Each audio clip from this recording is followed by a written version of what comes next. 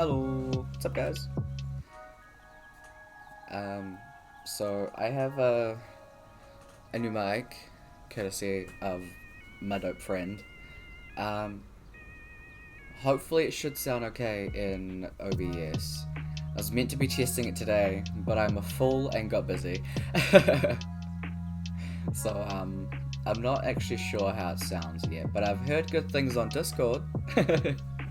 um, So hopefully it is the all good. Let me know if I need to do some sound adjusting while I do this intro. But yeah, hello. What is up? I think I'm actually just gonna have my thing open on that.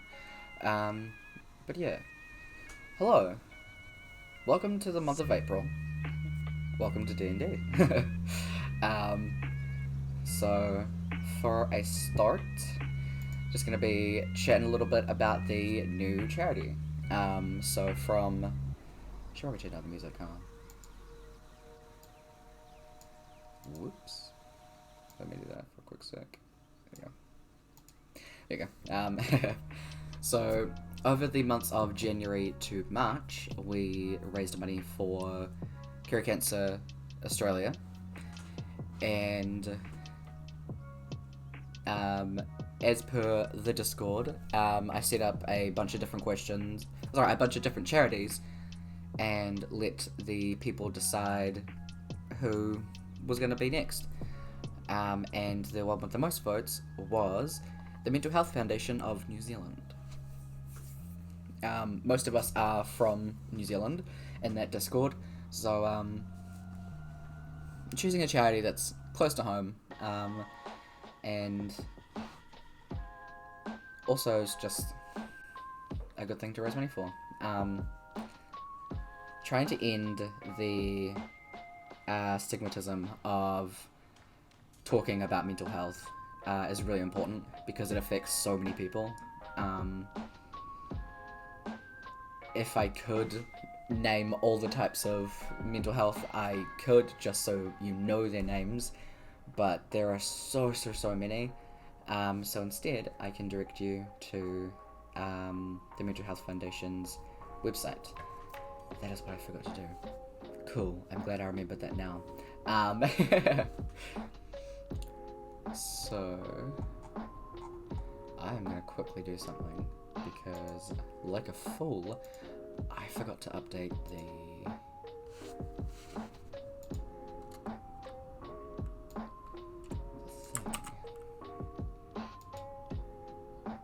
thing will make sense in a second.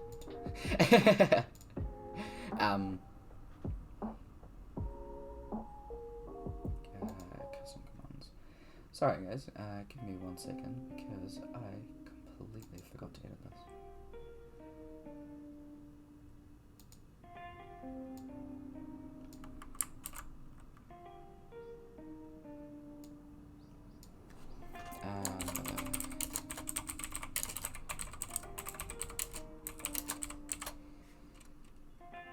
It's around a lot more professional than I think I am. But we'll never know. That's just how it is.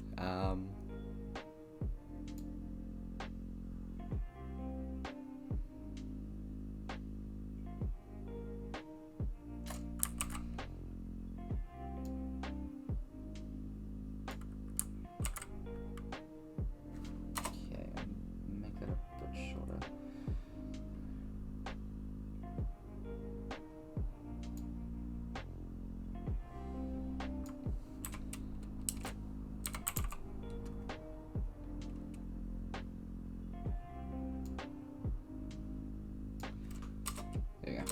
Awesome.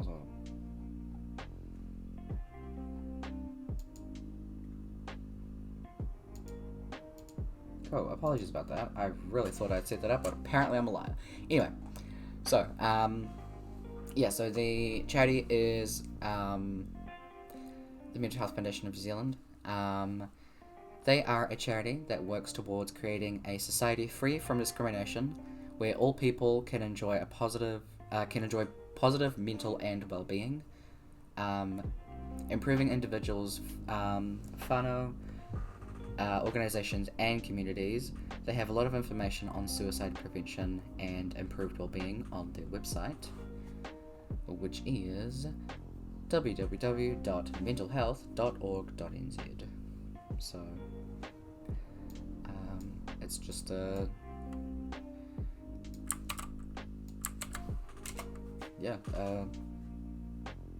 really good charity. With that, I'm gonna turn this on, and as you can see in that top left corner, you can see the little charity bar, including the new symbol. The new icon is one that I designed myself. I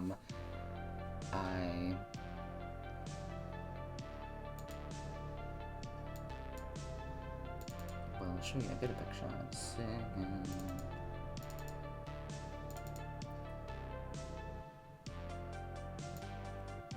Here we go.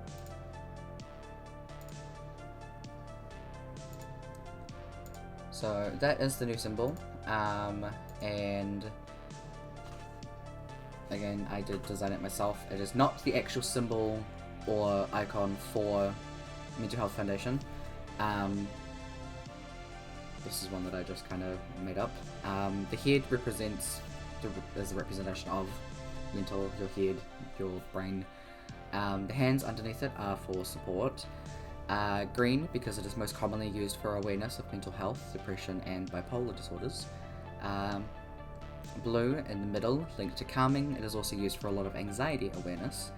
The darker blue is linked to suicide awareness, and a lot of blues are linked to mental health awareness, for example, PTSD, OCD, and a purplish blue is for eating disorders. The spirals in the head area.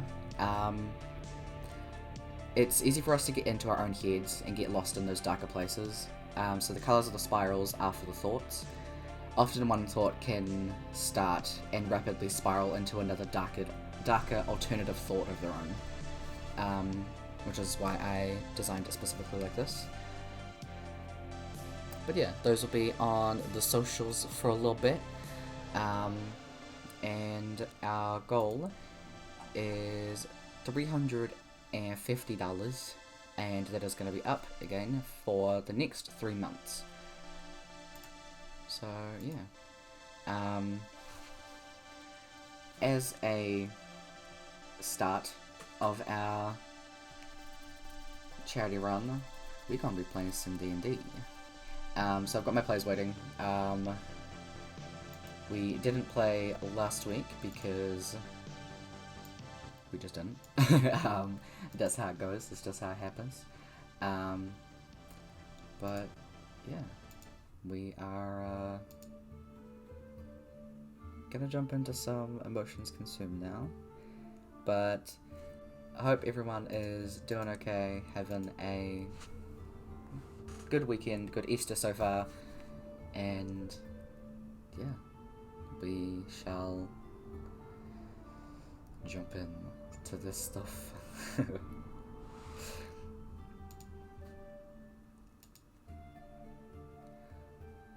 Okay. Hello there. Oh, hi. Oh, hi there. Hi. Hello. Oh, hi, Mark. Apparently my computer wants to shut down. No, not now. Yeah, I just got a pop-up that was like, do you want to shut down your computer? No! No, I do not. Great start. Great start. I mean, the first 10 minutes was already a clusterfuck. Welcome. Thank you. We could. Ooh, alright. So, the players are aware of this, but I will just let the people of the everywhere else know. One of the players writes up the session recap, and I read it out at the session. The Roll20 that you can see on screen is mainly just a visual for things like combat. So a lot of this you really don't have to be looking at the screen. It is majority just audio. You can listen to our lovely voices, uh, making a fool of ourselves, doing some accents and all that good stuff. Loved that sound. That's very very fitting. Yeah, so that's gonna be happening. If there are any other questions, I will probably get back to them after the stream. I will not be looking at the chat because, again, to be respectful to the players as well as the game, I gotta run this shit. So, if there's anything that's important, the mods will suss it, because we got some awesome mods here. Also, if there are any rules that come up that you're like, huh, that's not a rule thing, I have my own custom rules. Get over it. And you'll find those rules if, I believe it's that. There we go. In the chat, you'll see a pop-up that's just come up that'll send you to a clip of all of the homebrewed rules. That'll just tell you what's up. Because repeating it at the start of every session would take a while.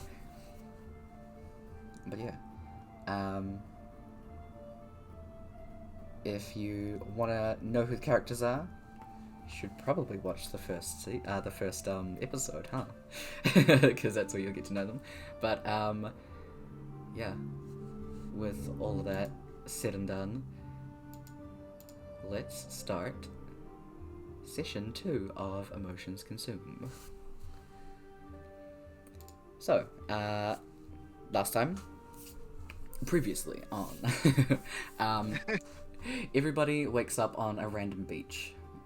One by one, the characters are introduced to each other.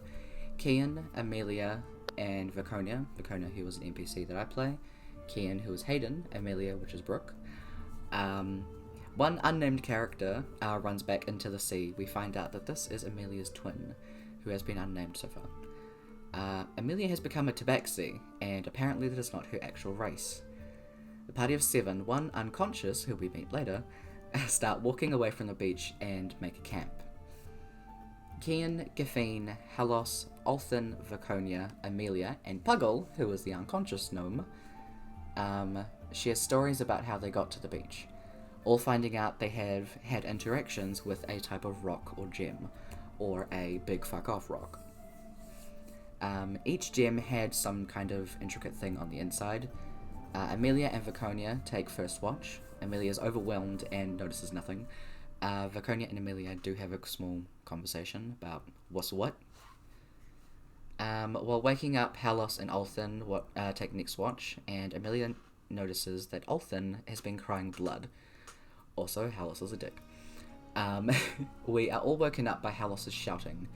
Althin is dead, seem to have cried themselves to death, and Halos blames Emelia. Halos starts a fight by decking Vaconia in the face. Combat ensues, and Emelia kills Halos by stabbing them in the back. Halos and Althin are now dead. The party bury them and find Halos' notebook. Vaconia and Emelia read it and then burn it so no one can see its contents. The contents of which was quite dark. Puggle awakens finally at the start of the next day before they set off into continuing east into the desert. The party come across a man with a broken cart and stop to help him, except it is all a facade and they are ambushed. Emelia is downed but then healed. Peeps need some ranged weapons, yo. Good observation. The party defeat the ambushes and then they settle for a long rest. During that time, it is discussed about different things, and Kian finds out that he's a gnome. What that is, he'll never know. The party continues walking until they get to the town of Tottenham in the Decola archipelago. The party go to the nearest tavern, find some accommodation, food, and drink. Emelia and Kian get drunk. Kian throws up and gets thrown out of the tavern. Vaconia wakes up, and Emelia and Puggle in the morning to the news that Gafine is dead. So, just as another little warning, gore will ensue. Heads up. So I'll chuck you guys over to the map so you can know what's happening there. When it decides to become unblurified, that would be great. So the party is in the place that is up here. Whenever it unblurifies, this is great. We love Roll20, huh? There we go. Good. So the party are in Tottenham, up here. This whole little orange place is Decola. And with that, throw it to the players now. Emelia and Puggle, you have just been told by Viconia that Gaffine is dead. What do you guys do?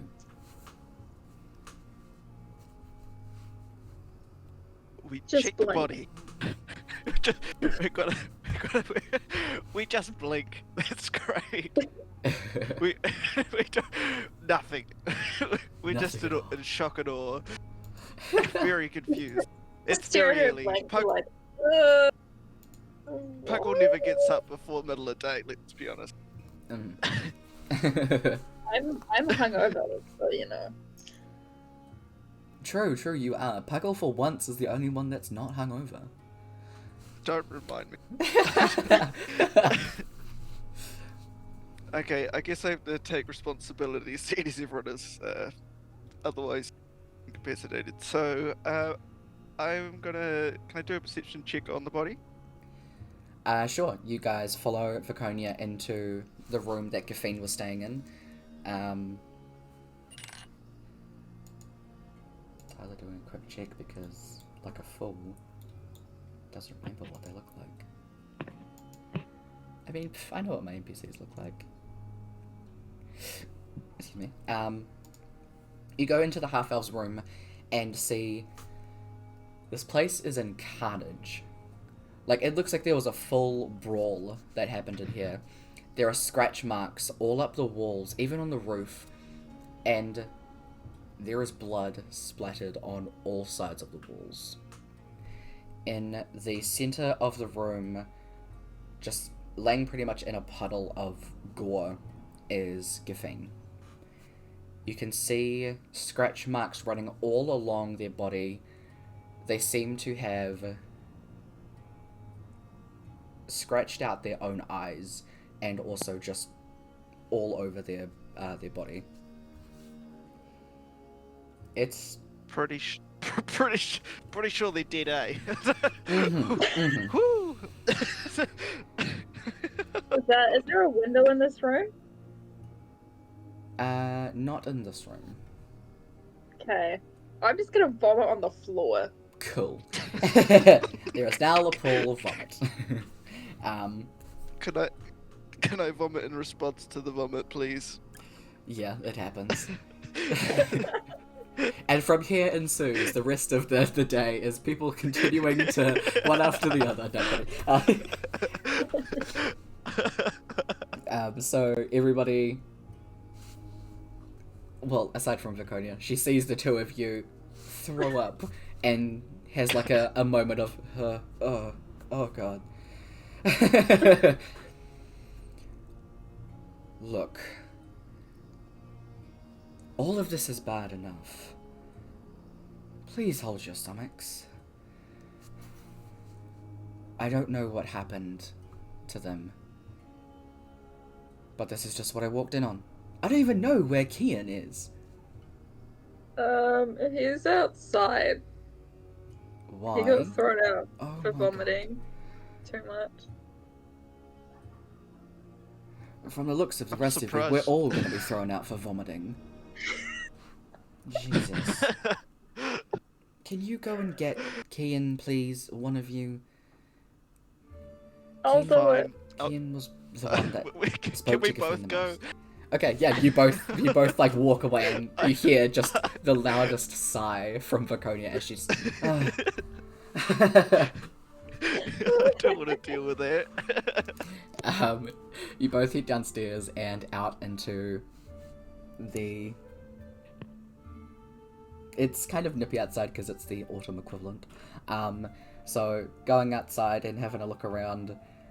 Kian, where would you have huddled for the night? He would be lying on his back directly outside the door, just going. And a very fun city, Okay.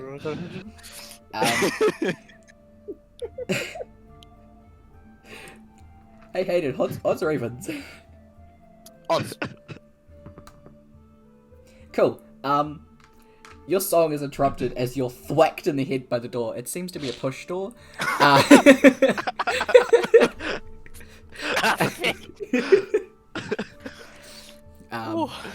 As you see your two companions, I guess? I don't know, people that you know of. Have just thwacked you with a door. Oh, it's the cat lady and the short one. Excuse your mouth. I smack him on the head again and then pass my flask. I assume you see a flask of water you cut out right at the end. Yeah. Okay. Whiskey, but that's fine. Oh, okay. I assumed wrong. Thanks. Gotta keep it going. Big ol' swig. Big old swig. Big ol' swig. Alright, so you have been... Well, you've been found at least. What are you guys doing? I guess we should drag him upstairs so we can all discuss what to do from here. Okay. I'm just a wee gnome. Don't say Can I anything, just drag him up the stairs. Yep. Yeah. Yep. He's speaking gibberish at this point still. Oh, very much so. Okay. So you guys go back upstairs to where Viconia is. She is standing there with the door closed and leaning on it as she sees all of you guys come up the stairs. She kind of rolls her eyes and... It took you long enough. Hello, scary lady. Happy to be here. Is that whiskey? Yep. Perhaps. Oh my god. Please don't tell me that you're all alcoholics. No, apparently I'm a gnome. Oh my god. One and the same. Whatever that is. Okay, I'm... Not Gafine is... an alcoholic. Mm-hmm. Just needed a few drinks. Or 10. Clearly. Look, Gafine is dead. Oh shit. Oh yeah, we forgot to mention that. Why am I not surprised? Maybe the shadows were scary. Ah, fick. The what? The shadows. They were all in the wrong places, apparently. Okay. Just... And, like, she puts her hand on the doorknob and goes to open it and stops. She, like, moves herself so she is away from you. And then opens the door.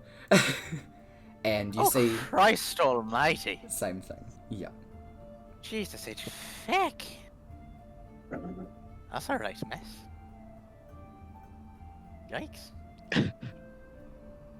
I don't think we're ever going to be allowed back in this tavern. How in the fuck do you reach the roof? I don't know. That's an odd one. But... And she, like, steps in and... kind of points in a couple of places. You can see the same thing that she's pointing out, that Gafine seems to have clawed out their own eyes. As well as the... That's the other repulsive. side. Yes, very much so. What were you saying about the shadows? They were in different places and that they were Yeah, they were scared? seeing their shadows in wrong places. Huh. And they were all moving or some shit. Like, Okay. All of you make a perception check. Kian, you're making it with a disadvantage. Oh no, my drawing tablet has gone to sleep. Alright. So that's a 7.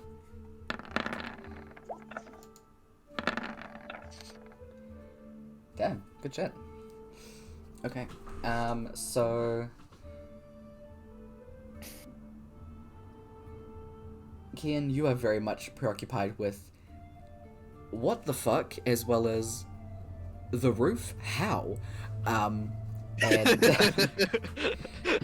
so Puggle, Emelia, and Viconia, you kind of standing in the middle of the room taking a look around, and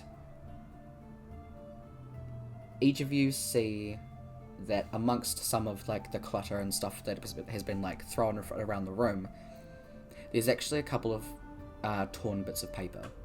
As each of you split off to go and find a couple of pieces, Puggle, you find 2, and Emelia and Viconia find 1 each. And as you bring it back and are having a look at it, you can see these scribbled black drawings of just shadows with long clawed hands, and there's even like a space that's been like erased out for their eyes, and each of them look different, but they still each have they're all terrifying. Excuse me, sorry. Get some agua. But that is what you see.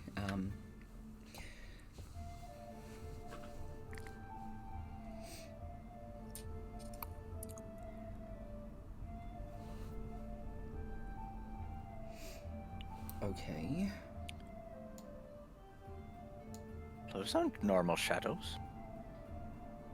That one looks like my grandma.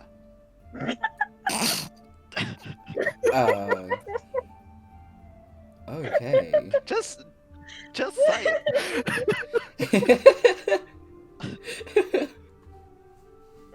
I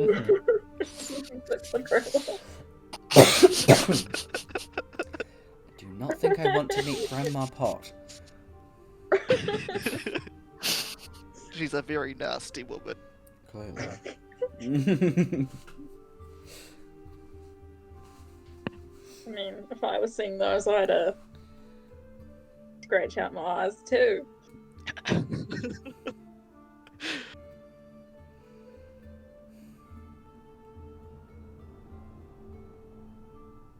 Well, what do we do?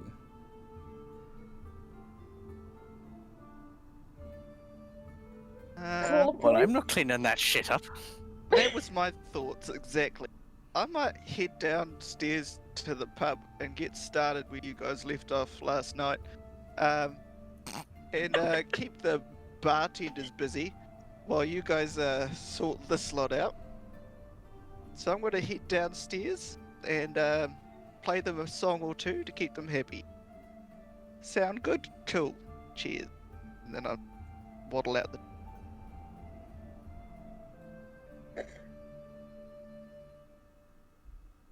Why am I looking after a bunch of children?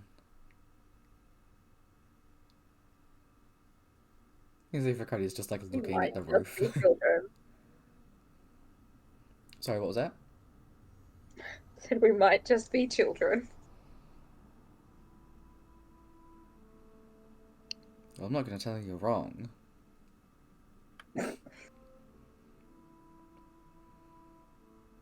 We will have to clean this up, otherwise... If we just leave, they're going to think that we did this. Someone got a mop?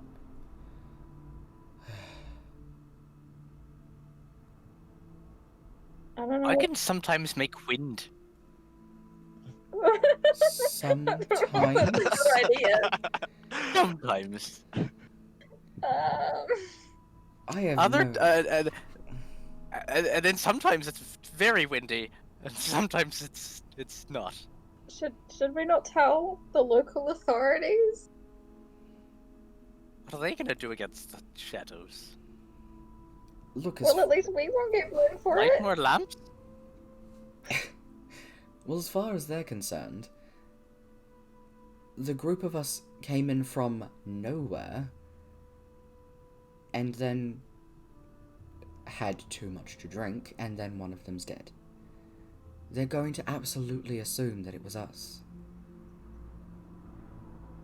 What are we supposed to do with the body?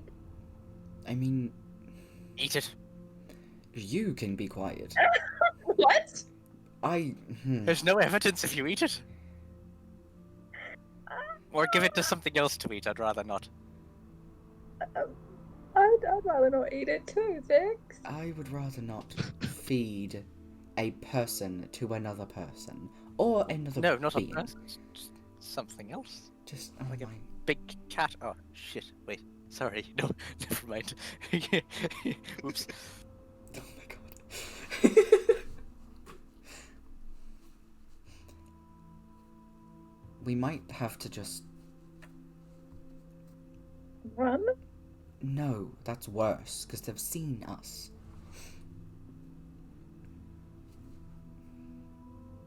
We'll have to clean it up in here as best as we can, and then try and sneak the body out. I mean, Excuse me. We can just pretend they're still very drunk. if we cover their face and body up. But like, it's fine. They're just gone. Out. Pretty much. I'm gonna go find a mop. Okay. How you doing? How you going about that? I'm gonna see if they have a cleaning cupboard somewhere.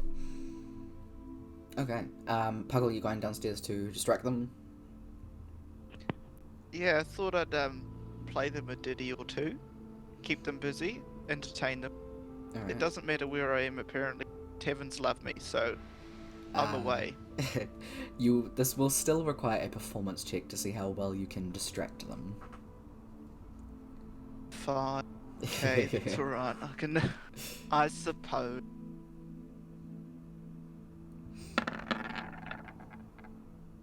Oh, 19 go is on. really good. Yeah.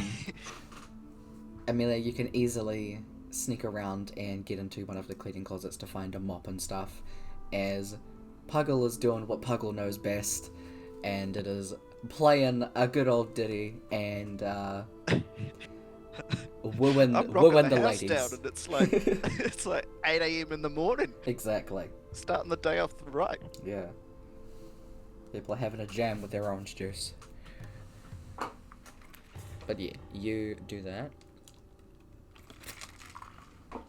And you'll be doing that for the next little bit as Amelia, you come back up with the mop and stuff like that. And just start cleaning.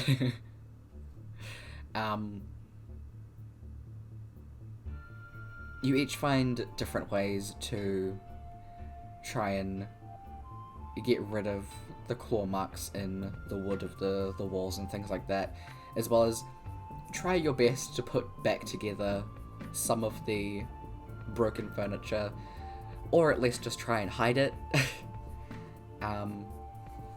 After about an hour, you have a relatively clean looking room. It still looks pretty beaten up, but that's just how it is.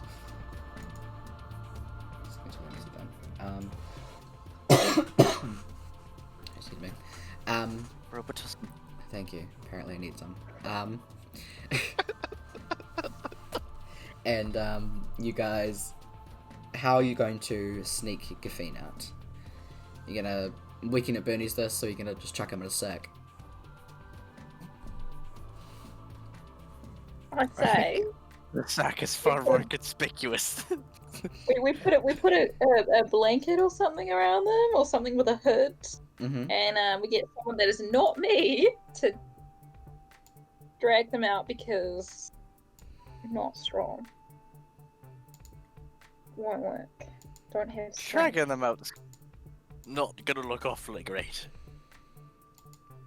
Especially when it's likely going to leave a trail of blood behind it. Does have a If point. you put them in a sack, the blood will probably drip from the sack anyway. We'll just carry them out and be like, that's fine, they're just fecking out to it, like.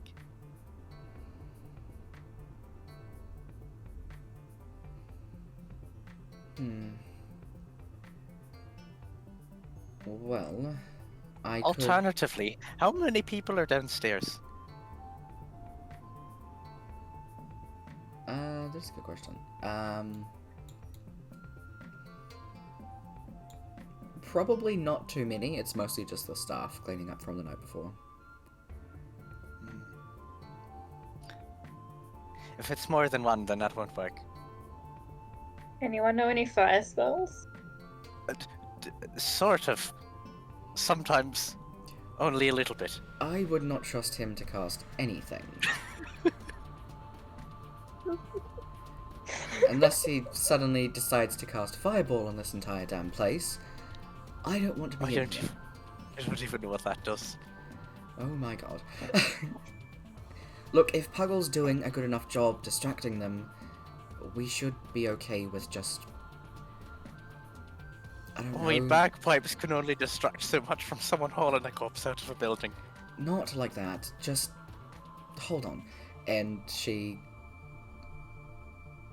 pulls out from her bag like a large like coat from her like set of common clothes and puts it like she's really not having a good time, is trying to like stand Giffine up and like put it on them, and then like I will help.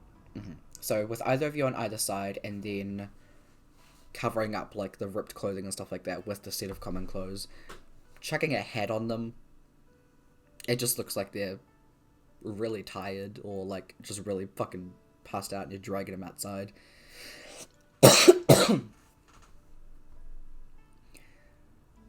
If they're distracted enough, they won't notice.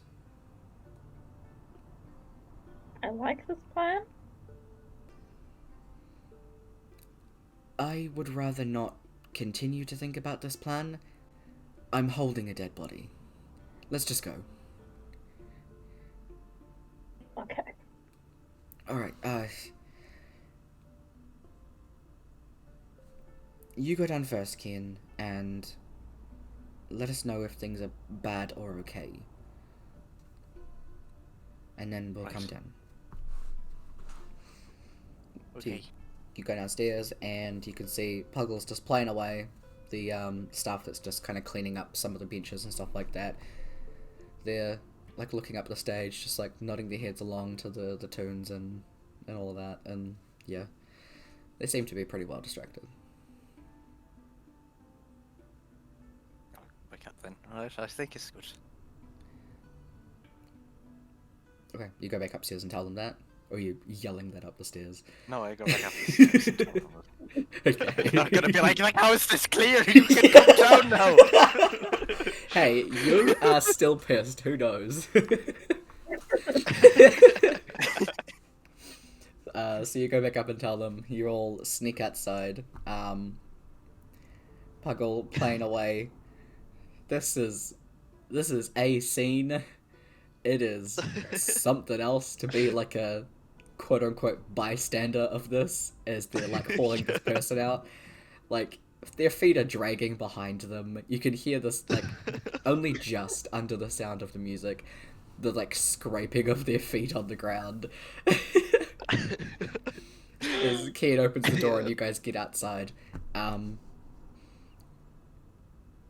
you see, as soon as Kian opens the door and Emelia and Verconia are holding this body, they look up and... oh, it's still really early. There are a lot of people heading to work. The streets are bustling. As you're standing in the doorway of this tavern. Well, now what the fuck do we do with them? Just prop them up next to a building somewhere and make them look like some homeless person and fuck off again. Excuse me. Well, I don't think we can take them anywhere. Oh, no shit. You're dead? Oh my god. You guys drag Gaffine over to a, God, same. And, drag Gaffine over into, like, an alleyway and just kind of plop them down. Look, I feel bad just leaving them here. What the fuck else are we gonna do? I don't know, there's at least a graveyard in town. You're gonna go dig up some poor fucker's grave? No, at least tell them that we have someone Be like, that we hey knew guys, that we have a died." dead body that we've been carting around town. People die Merry all Christmas. the time. Telling them that we have someone that we knew that has now died, and they'll be like, okay, fine, we'll dig the hole, you bring the body here, and we'll leave. That's what they do. Can I join the others outside? Yeah, absolutely. Like, as soon as they pretty much leave, you give your last little doot, give them a bow, Yeah. and head outside. I'd say you come into the conversation now, as Vaconia finishes that sentence.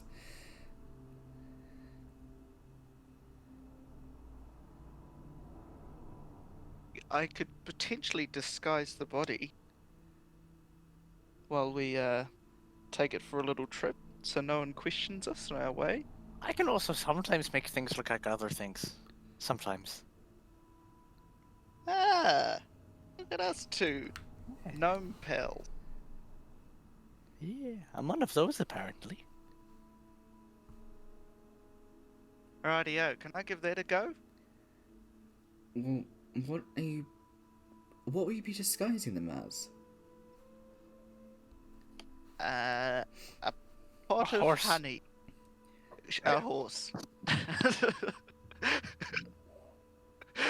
A horse. We're going for a horse. What are you using to do this? Silent image, okay. Silent. Okay. So, the good thing is the person isn't bigger than a 15-foot cube, so you're fine in that aspect. Yay. So, the thing is, they are dead. They cannot move. So you would have a horse and two people's arms going inside of the horse to hold up Gaffine. Otherwise, you summon a horse and start walking, and there's just a dead body on the ground. And it looks like a horse shat out a dead body. Can we revert to the pot of honey idea? Is that an option? Absolutely. Just something I'll we allow it.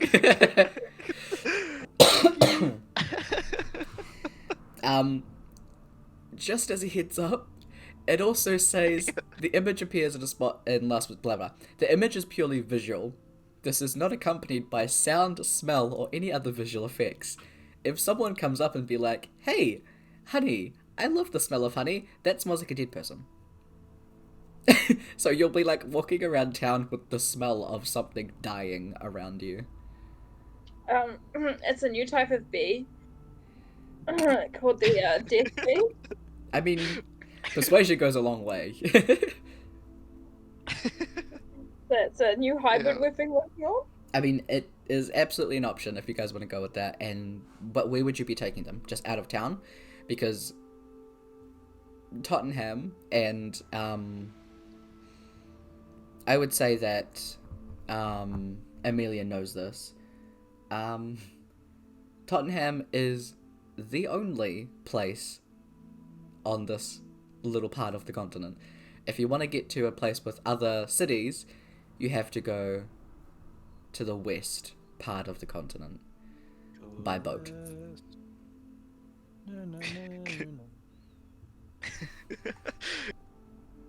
Has it got a decent sewer system? This Tottenham. He's gonna shove the body to sewer. Listen, we've got limited I'm options still voting here. for just leaving them on the side of the road and making them look like some poor homeless person that just died in their sleep. We could With do their that. eyes scratched out. Who knows? Shit happens. Viconia looks at Amelia like dead in the face and says, "Do gnomes not have empathy?" I don't think so. Oh my god. We can at least take her Imperia somewhere. See? Fine. Take him to the graveyard then. Are we Can in we not agreement just on find a something car like that? somewhere? I mean, Stick my them on a thoughts cart and exactly. literally just tell people we have a dead person.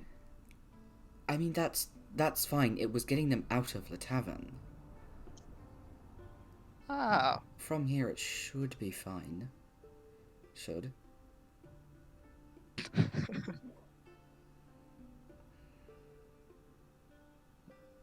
Viconia goes over and picks up Giffene, laying like the coat like over them properly, so it's kind of like they're not walking through the street and other people are seeing what she's holding.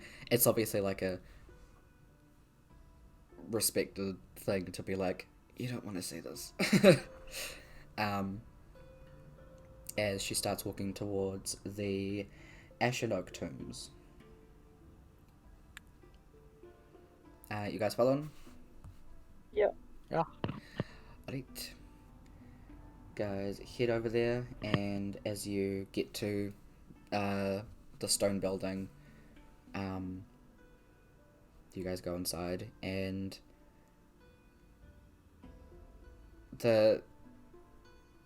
obviously this is basically a funeral home, so it's kind of like there's a certain mood in the air, and as beige walls, lavender, brown carpet, yeah, pretty much. fish tank in the lobby.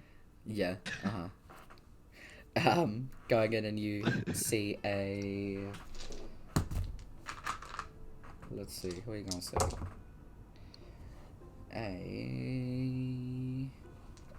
There's an ASMR person there that is just cleaning up some things around. As they turn to you, they give you, like that, like a, oh yeah, I have business, but also like, I work in a funeral home, so it's like a, oh hi, I'm sorry, it's you're in the right place, like that kind of like half smile, Yeah. Yeah, so they do that, and they guide you to one of the rooms where like you lay them down, and they do the whole process thing. They ask if you want to be present for the burial, and that is up for you guys. Up to you guys, sorry. Yes. Okay. You guys pretty much just go into the waiting room area and wait for the embalming things to be done, and then go into the actual graveyard area where there's already a hole been dug and blah blah blah. That happens. I'm not going to go into detail about burying a body, for fuck's sakes. Oh. I'm sorry. This is D&D, not fucking Funeral Homes Anonymous. I couldn't think of a word. I Okay. couldn't think of a title. Serial Homes killer. Anonymous. Yeah. My god. Anyway. So that happens, and you guys are able to go. They ask for like the name and all of that, so you kind of just be like, we only knew them as this. So they give you kind of like an odd look, but you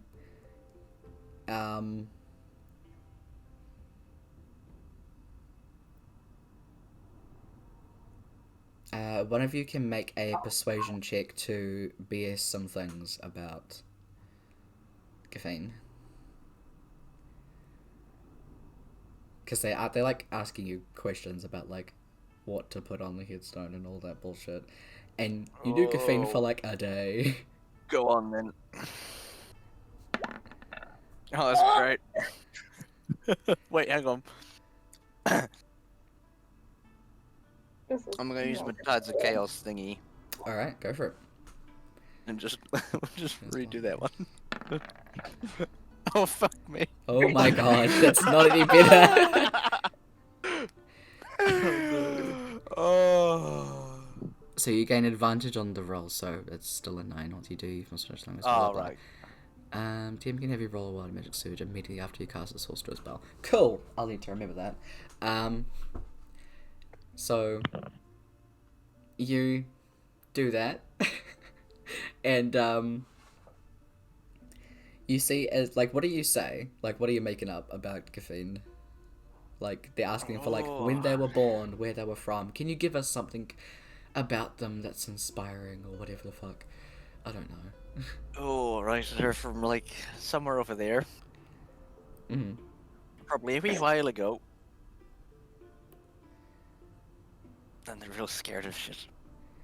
You can see the person that's like writing this stuff down is just like wide-eyed, but still like kind of nodding and writing down something.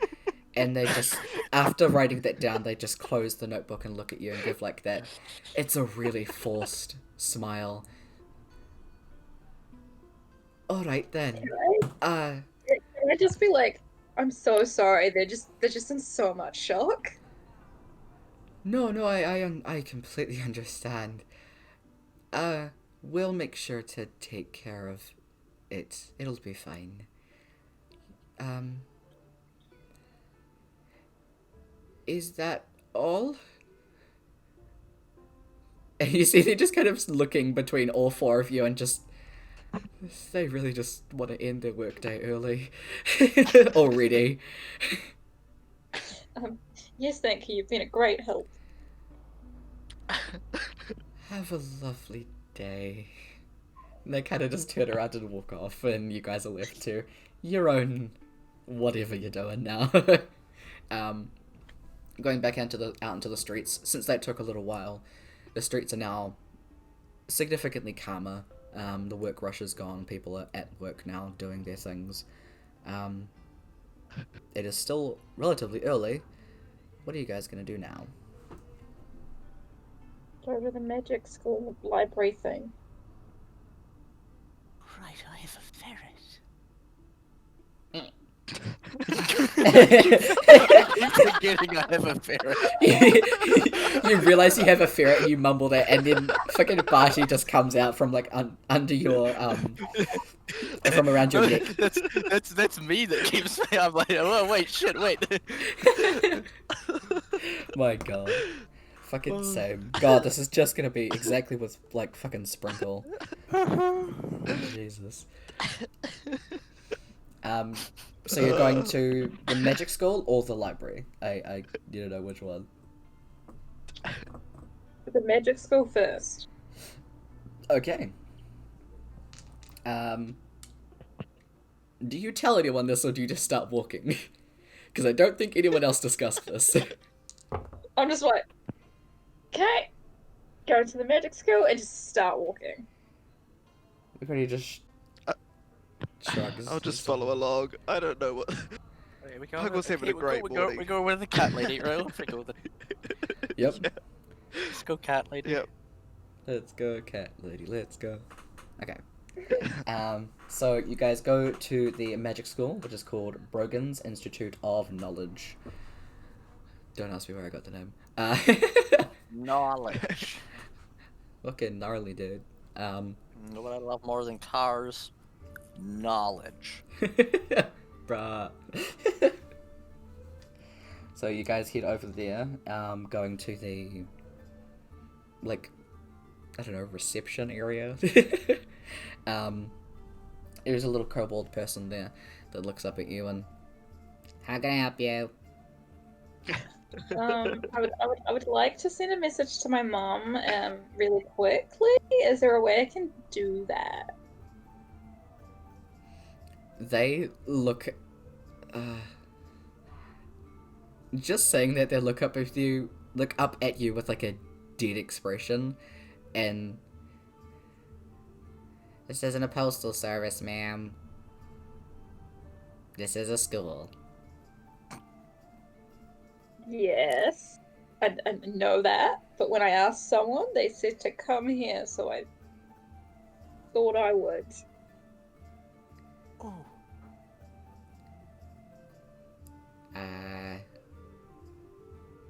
Make a persuasion check. A what? Persuasion. Persuasion. Persuasion. Persuade. Nice. They give you like a look again, and you just again like insist. They stand up and go off and get someone before.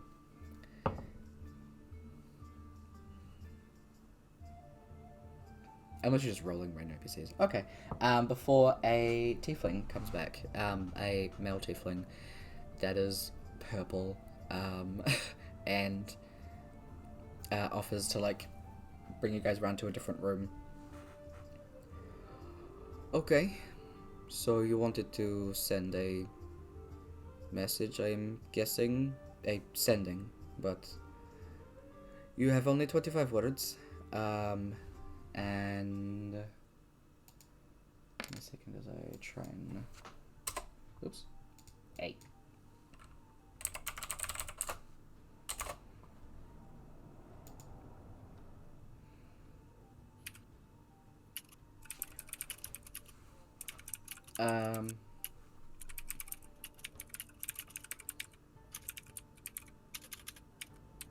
Yeah, that'll be all that he says. I was just looking to see if there's any components with it, but don't worry. So it can only be 25 words. Yep.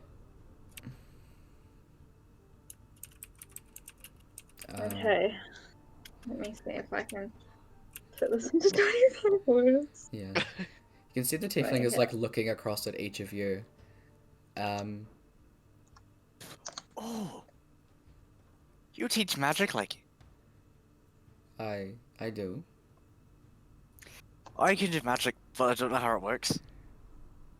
It just happens sometimes. I suppose that is the nature in which some types of magic work. But, maybe just keep trying at it. Right.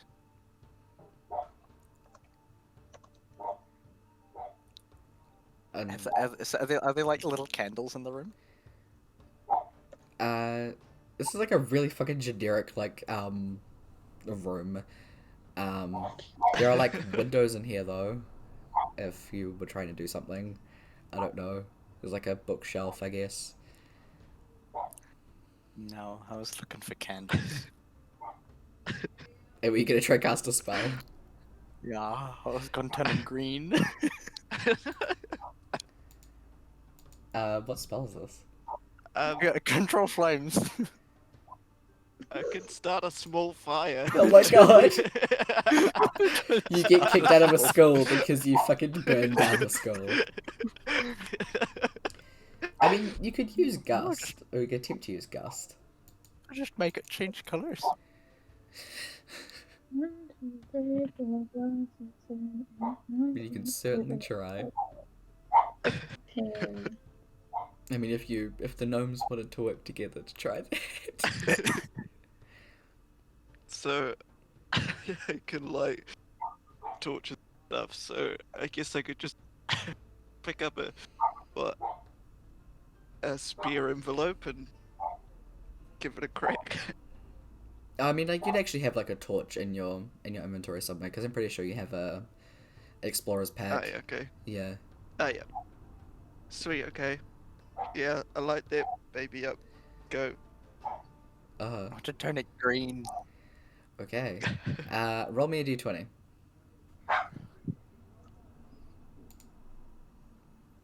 open your thing.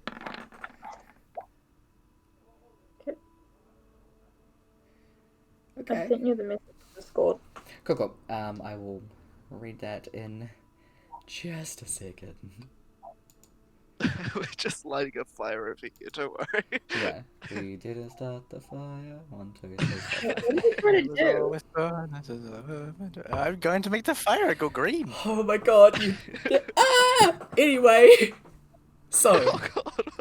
The fire Puggle, does not go green. Puggle lights a torch, and as Emelia, you're sitting there like counting your words, like trying to make it precise. You even like ask for a bit of paper and start writing it down. Puggle lights this torch. Kian, with your glove, you like clap your hands together and then start staring intensely at the torch before wiggling your fingers. Two things happen. Oh god. Oh, no. First, the torch light is like flown from Puggle's hands as a large gust of wind is sent from your hand. It lands on the table over the thing that Amelia's writing. Amelia, you jump back as now what you're writing is now on fire. And the tiefling stands up in like a shock and then starts casting a spell to start putting it out. And See, it's a bit of an issue. It doesn't do what I want it to. I was hoping that you might be able to have something to fix that. Perhaps. you see the tiefling is just like standing there in shock, like trying. I was trying to make it go green. It didn't quite work. Puggle's just in hysteric. He's having a great time. I would greatly appreciate if you did never do that again. This is an institute. It does not need to be burned down. Just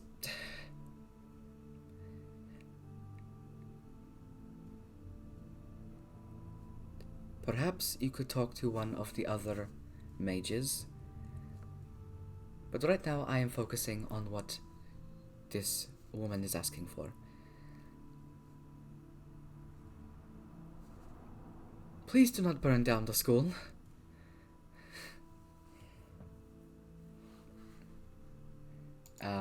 Ricardia is He just lit the fire. shaking her head. You lit the table on fire.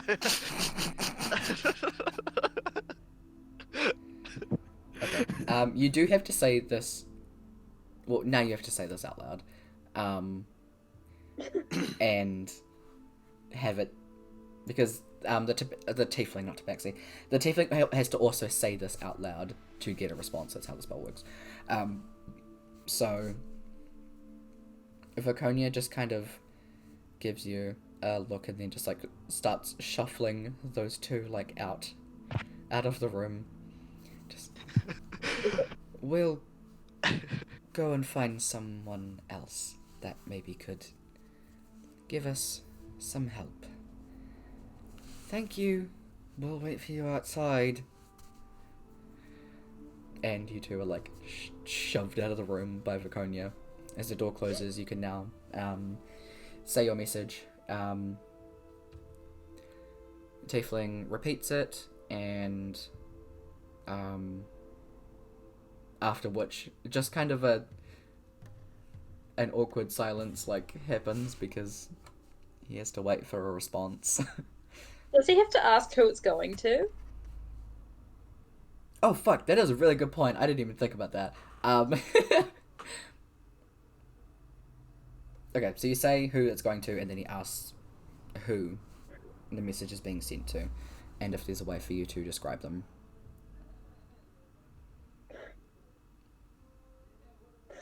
Emelia Varal Ahrozath.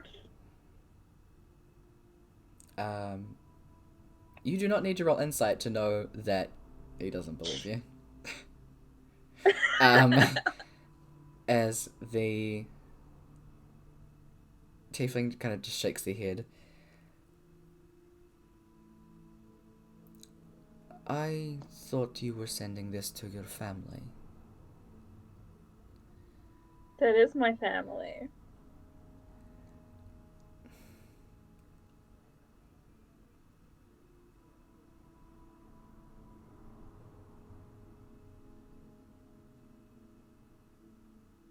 I do not always look like this. And I point to myself. Mm-hmm. Hence the needing help part.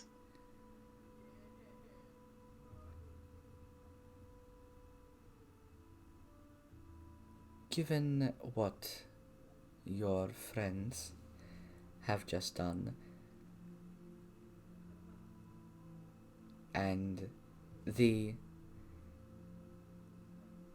absurdity of both this message and all of that, and like points towards the door, I would like you to leave. One. They're not my friends. I met them yesterday. Or a few days ago. And I'm not lying. Make a persuasion check. Oh, what? Persuasion? Yep.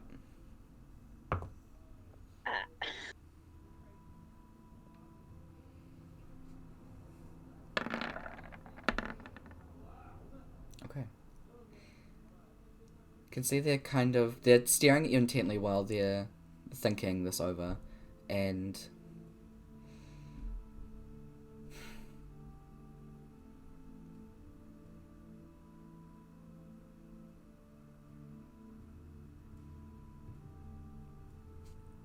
okay, I will send it, but I cannot verify what the response will be. Okay. And using an illusion spell, which you'd seen your sibling do quite a bit, some minor illusion, to show you an image of what Emelia Ahrozath looks like, and it is exactly that. Just to make sure this is her, correct? Yes. Okay.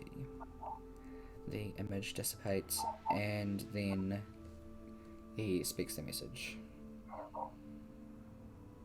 Waiting for a couple of seconds before he seems to get a response. Okay.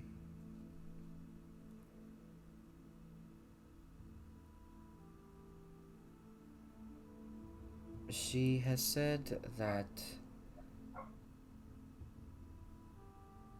you need to try and make your way home, as things are not going well with their meetings. They didn't go into it,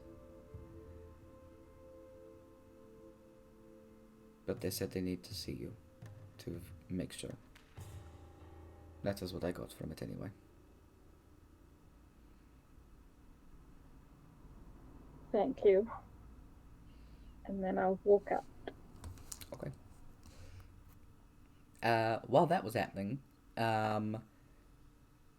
you guys, while outside, what are you guys doing? What are the gnomes doing? Do you actually go and find someone else to ask? Yeah, he wasn't listening to me. It's been quite rude, to be frank. Okay. I was like, help, I can't get it to do what I want, and he's like, no. Kind of a fucking tater, is he? Shit Okay. one. Okay. So you just Clearly approach. didn't like no. Didn't know shit.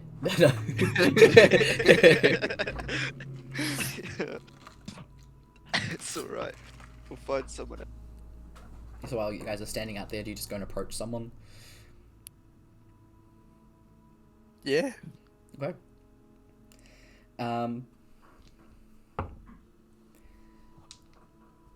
It is a different tabaxi that you go and approach and talk to.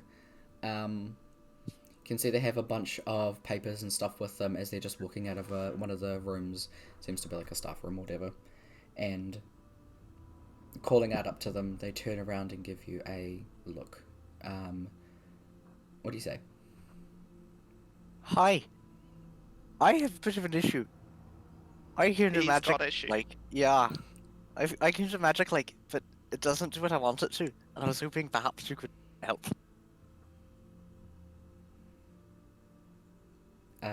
They are looking down at you with a weird expression, and as you say this, the more you start talking, their eyes slowly start widening before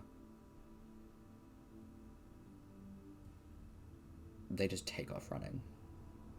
Oh, for fuck's sake. Can make an insight check if you like. At this time, Emelia, you would come out and see Viconia like leaning against the wall, next to the door. Well, that's not shit. Oops, hold on. You can roll an insight check as well, Puggle.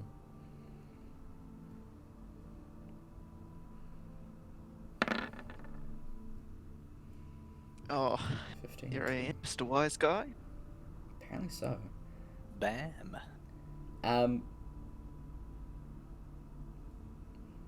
Can you just think that these people are a bunch of assholes, and you see, like,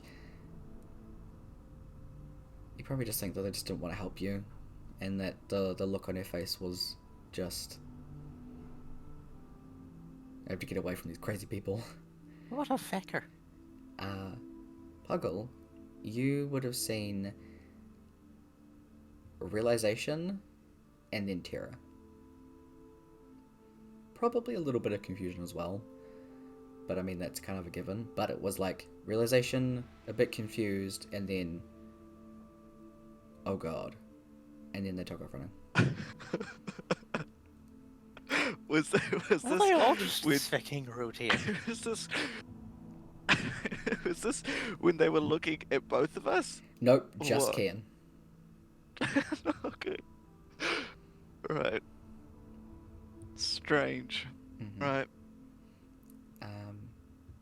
Emelia, you can also make an insight check.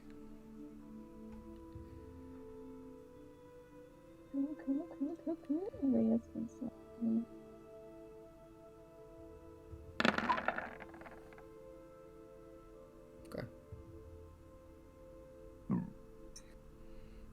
Walking out and then closing the door behind you, you see Viconia standing next to you there.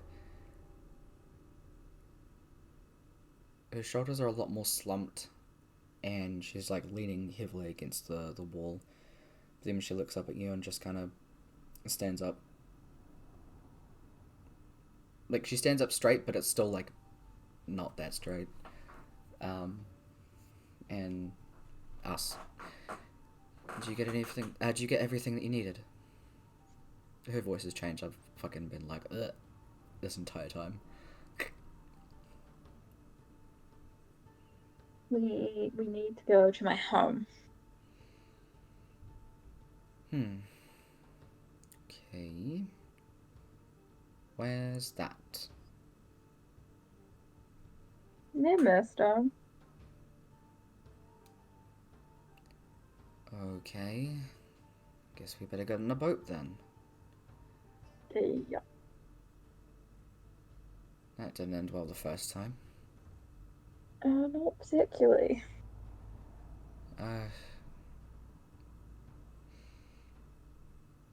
We should probably leave here.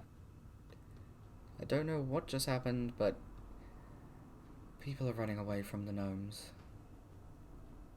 Excuse you. They are running away from that gnome. They're all being Lovely. assholes. None That, of them want to help. What a dick. yeah, exactly. Well, I didn't even do anything that time. I just talked to him and he ran off. Let's leave before they turn us into pot plants or something. Okay. Don't use my name in vain. Jesus fuck. You guys head out of the institute and go back out into the streets.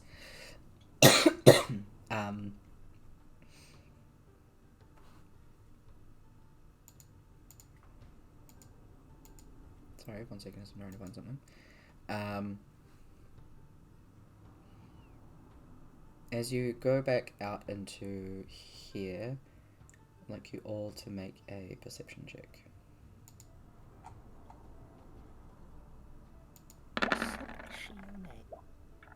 Well, that's just fucking great, isn't it? Jesus. I'm going to use my inspiration point and roll it again. Go for it. That's a little bit better. No, it's a little bit better. Oh my fucking god. The dice gods are not in my favor. So, The feckers. Fuck your iron, Jesus. so the highest was a 16. But don't worry about it. Forget about it. Forget about it. So you guys walk out into the streets. Yeah. He's just back out there now, not sure what to do. Yep, gonna Right, go so find now a where are boat. we going? A boat? Oh, feck, not that again. How Oh, far are we going in the feckin' boat? A while. Can we do it in small bits, like? I don't want to go on a boat again, not for particularly far. Last time I ended up in the fucking water. Last time The I only way I passed know out how to for a get good home. few days. Hmm. Oh dear. Now we can fucking hear wherever the hell here is. I'd rather swim, but I can't do that anymore. Also, apparently I'm a gnome. Who knew when that happened? I don't. You were a gnome.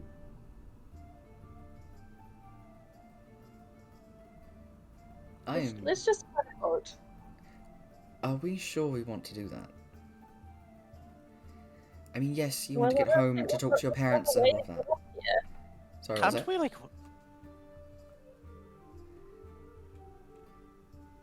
Brooke, what did you say? I said I don't think there's any other way to get off of here. Well, there's not. Well, can't we walk? We can't walk on water. Oh, feck. Where are we going?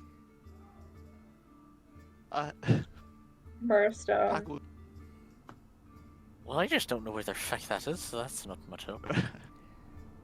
Yeah, you would know. The other side of the continent. Yeah, pretty much. Puggle, you would probably know. Oh, you would have heard Yeah. about Moonstone at least. Moonstone is the capital of the continent of Oscar, which is... Oh, zoom out. That one down here. And Moonstone is the place where the nobility live, but it also very nearby is where the emperor and empress of the planet live. That's probably why you know what Moonstone is. That explains. Yeah. Look, the only thing that I'm concerned about is this whole thing started because we were in the water. What if whatever was in the water isn't gone? Didn't you feel something when you passed out? It was smiling. I'm sorry, who what? You didn't feel that too? No, I just fell in the fucking water. I got hit on the head. Oh, I had the whole shebang. And then I was knocked out for like several days, and you guys had to carry me into a desert. I'm still confused about the whole thing. I mean, I prefer not to get on a boat. You know, didn't go so well. I'll be honest. And I'm still a bit spooked about the whole event, to be honest. Well, I don't think we have much choice. Can we at least do it in small bits? well, hold on. Why didn't we go to one of the libraries and find a map? Then we can find out how long, if we do need to split it up, where we'll be going. That would help, because I don't even know where the fuck we're going to begin with. That's what I thought. We probably don't even have enough money for this. I don't, to be honest, even know where the fuck I am at the moment. We're in Tottenham. I don't know where that is. Look, the thing being is that because we are in Tottenham, this is one of the main hubs of information. We have one of the archival sites here. Let's go to library. Yeah. Maybe we could at least try and make the most of it before we have to leave. Because whatever's out in the water, I don't want to deal with it. Maybe I the suppose. librarian can help us. At least it's on dry land. Mm-hmm. What about wetland? Wetland is the water. Well, no, that's water. It's not land.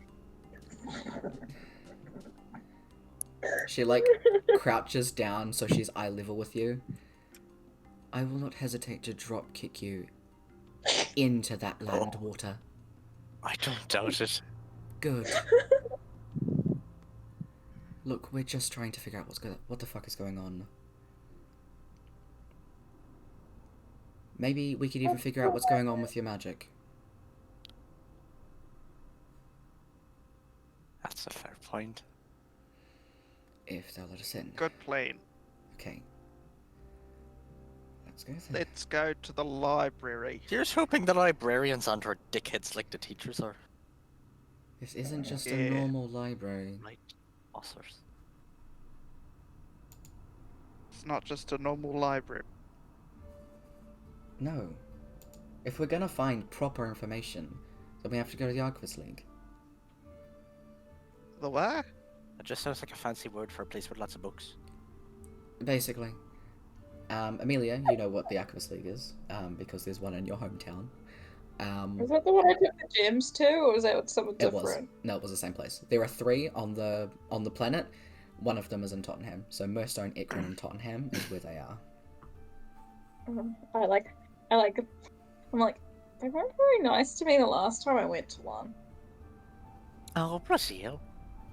Is everyone smart, a dickhead? They didn't even give me the right It's gem alright. set. Well, that's rude. The gnomes gotta stick together. We'll be fine. We'll just sneak in and around the books and get to where we need to go. We don't need to talk to him. Can I just look at the It's my Coney and thing. roll my eyes? She rolls her eyes back. I saw that. Good. Okay. As you guys approach the Archivist League, this place is under carnage right now.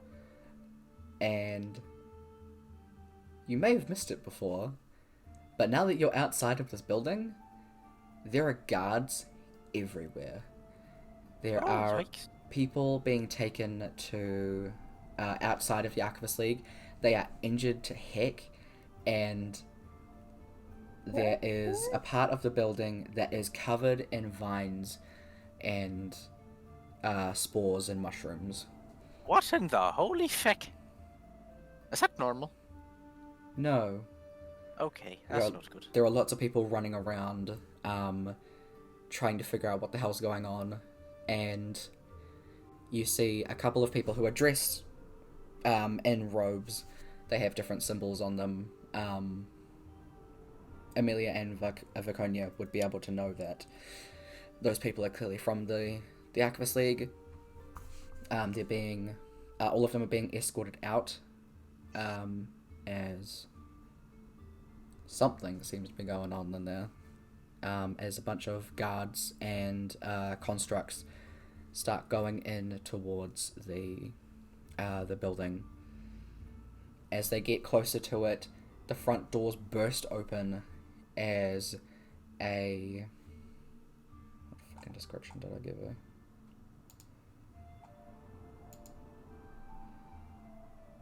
Fucking hell. Give me a second, sorry.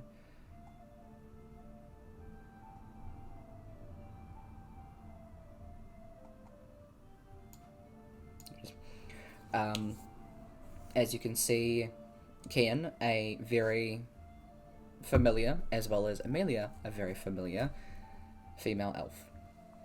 Slightly blue tinted skin, short shoulder length hair slicked back, and she is walking forward towards the constructs. She raises her hand, and immediately within the construct, it starts to contort, and puffs of spore clouds come out of the gaps in the construct, and mushrooms start building up out of it before the entire thing is just taken over from mushrooms and collapses, rusted. Oh, shit. Oh, wait! That's the frickin' lady that went into the water, like. Can I just like run straight at her? Oh shit, don't do that, she's spooky looking. As you start going towards her, she is still just walking towards, dead-faced, and is just raising her arms at people as they are being swarmed from mushrooms and different types of spores and things like that. Oh, You know fuck for a that. fact that this Shut up, Bill. is your twin, as well as those are not her powers. You know Taria as a... let me find it.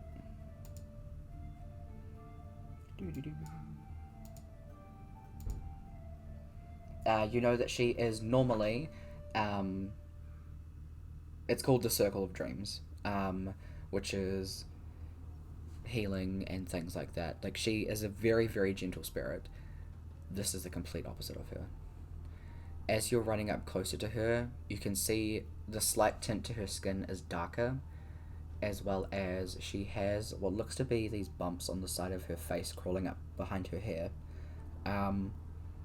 They're like these deep greyish blue, and you can make a history check if you want to figure out what they are. As not only that... For 22. Easy.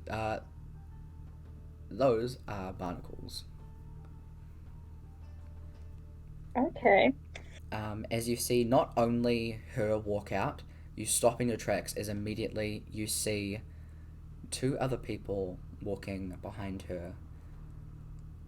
Much darker, greyish blue skin with their eyes pretty much blacked out. You see the drow form of Halos and the tiefling form of Ulfin as well. Okay, that's a bit weird. That lady don't go towards the spooky people. As I We're get... supposed to be dead. Exactly. As I Why get are that you map, not dead?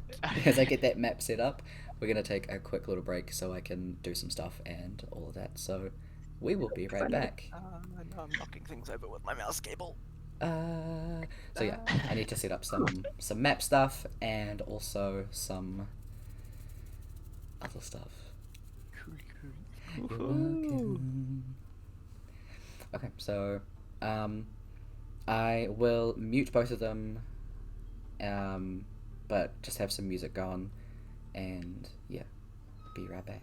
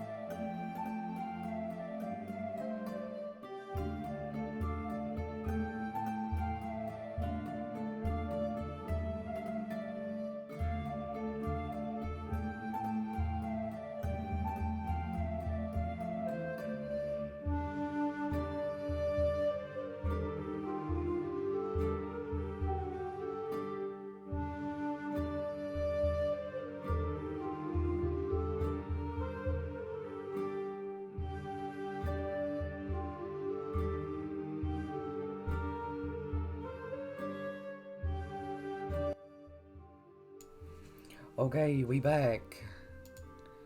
Let's get the people back on Discord. Hello, hello. Hoi hoi. Hey, hey, hey. Hello. Hello. So, I will chuck you guys over to the scene that you see. Oh, this is gonna be fun. I don't have Taria's symbol yet, icon yet. So, for right now, she's a blue-sided thing. Exactly. If she was green, she would die. Anyway. With that, what we gonna do instead is we gonna roll for initiative. Oh wait, yes, click on token. I remember how Roll20 works. Click on token! I swear. Look, I did the thing. Nice.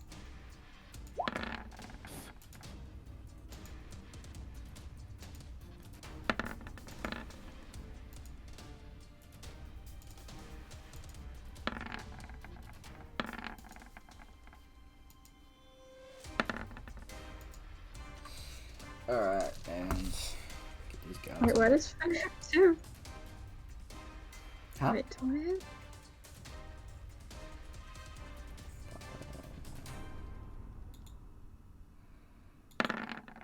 Oh, that's right. I have advantage.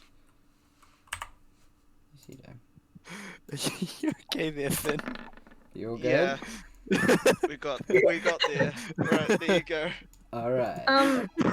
It's the same as the first one anyway, so we're okay. Go. We good. If I have advantage on initiative rolls, Sorry, what was that? You cut out. if I have initiative on these rolls, do I roll again? Do you have if you have advantage? I'm pretty sure Yeah. it roll it for you. Give me a second. I think it does it automatically. If I Mhm. remember from Oops, that's Eagle. not going to shoot. It should do. I believe we had to set it though, so I'm just going to quickly check on a sheet. oh yeah, because you're all weird like. Initiative style normal. Yeah. So, click on initiative again. It should be fine from now. It's got advantage on now. Hmm. Yep. So just roll it again, and I'll reset it for whatever you rolled. Cool. So now it definitely goes better. Yikes. 13. Okay. Big off. Kian, sorry, Emelia will probably have a higher. Yeah. Yeah, she is. I have a ranger. Uno. Big off. Yo, this sounds like discount one-winged angel. Duh, duh, duh, duh, duh, Honestly, duh, this is duh, literally duh, just duh, like duh. some Sephiroth. fucking who knows? We'll never know. But yeah, so up first is Halos. Some of the guards that are coming up, Halos is going to. Oh, by the way, this is the person that made the map. By the way, it says it at the bottom. But since all the action's happening up here, I'm scrolled up here, so that's just a heads up. Credit where it's due. Gotta do that. Halos is going to make a ranged weapon attack against this guard. And I believe all of this stuff is privated. Good.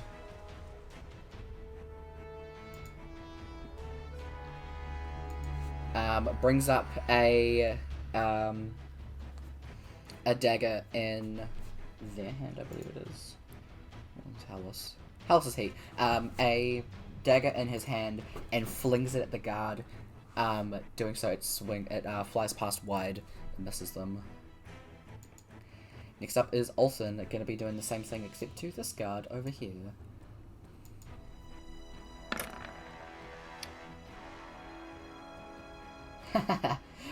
It goes to throw it, but instead it plinks off the side of the building here and just kind of falls to Taria's side. Taria is the elf, by the way. Yes, she has a name. And just kind of lays there. Sorry, they will have movement, I forgot. 5, 10, 15, 5, 10, 15. And with that, Puggle, it is your turn. Great. I'm so glad it's my turn. I'll move up behind.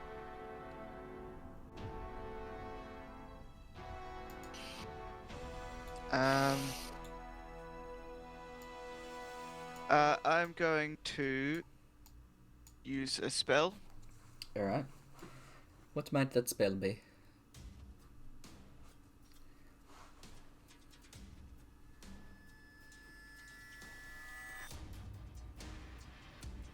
Actually, can I just use Bardic Inspiration?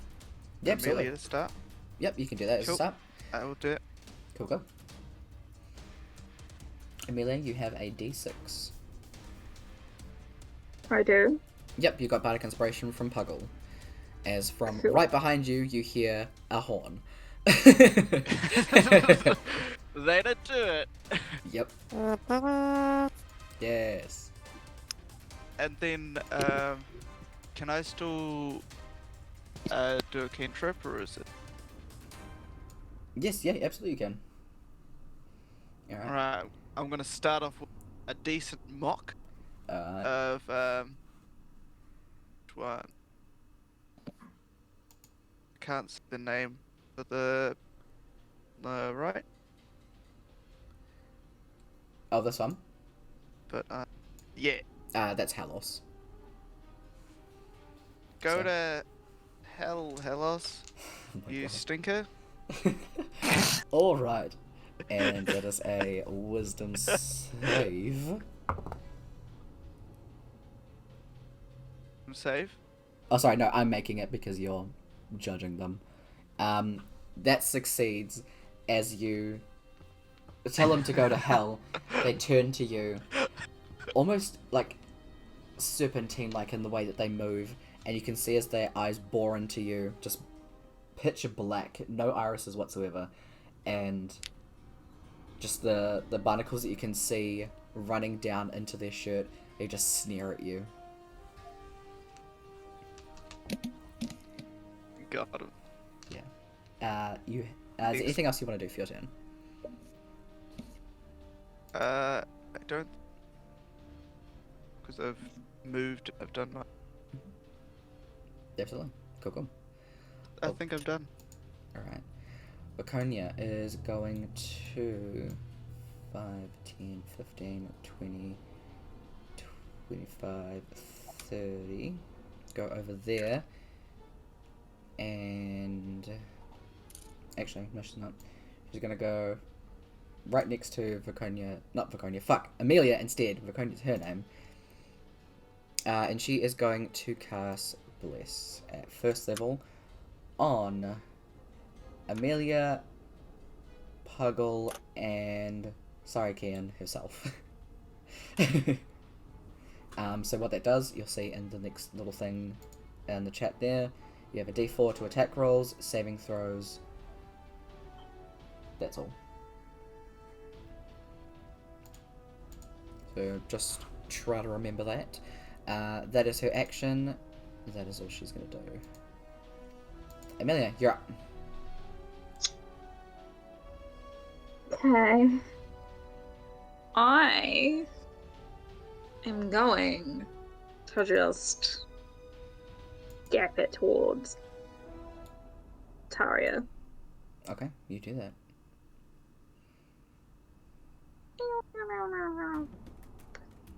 Okay, you're now standing in front of your sibling. I would like to slap her in the face. That would be your action, yes. Yep. Making an arm strike. So just use your strength. So D20 plus strength. Yeah, can I also add the Bardic Inspiration to that? To the hit, yeah. Is that what it... Mhm. And You also have a Bless. D4 on top of that as well. Cool, because I have really shit strength. So just roll it first, see what you get, and then add the bless because that's what you already have. Which is a what? A D4. D4? Yep. Cool. Okay, so that's a 16, and then you can add the d6 if you want to. I will. Okay, so that's a 23. That hits. So... I mean, your strength is -3, so... Yeah. You're not really doing any damage. Yeah. You're just slapping her. I'm not trying to do damage. So you slap her. A resounding just echoes out around this courtyard, and her head is like turned to the side towards Othin. She stays like that for a second before her head snaps back towards you, and she turns her head and looks at you with just no expression on her face.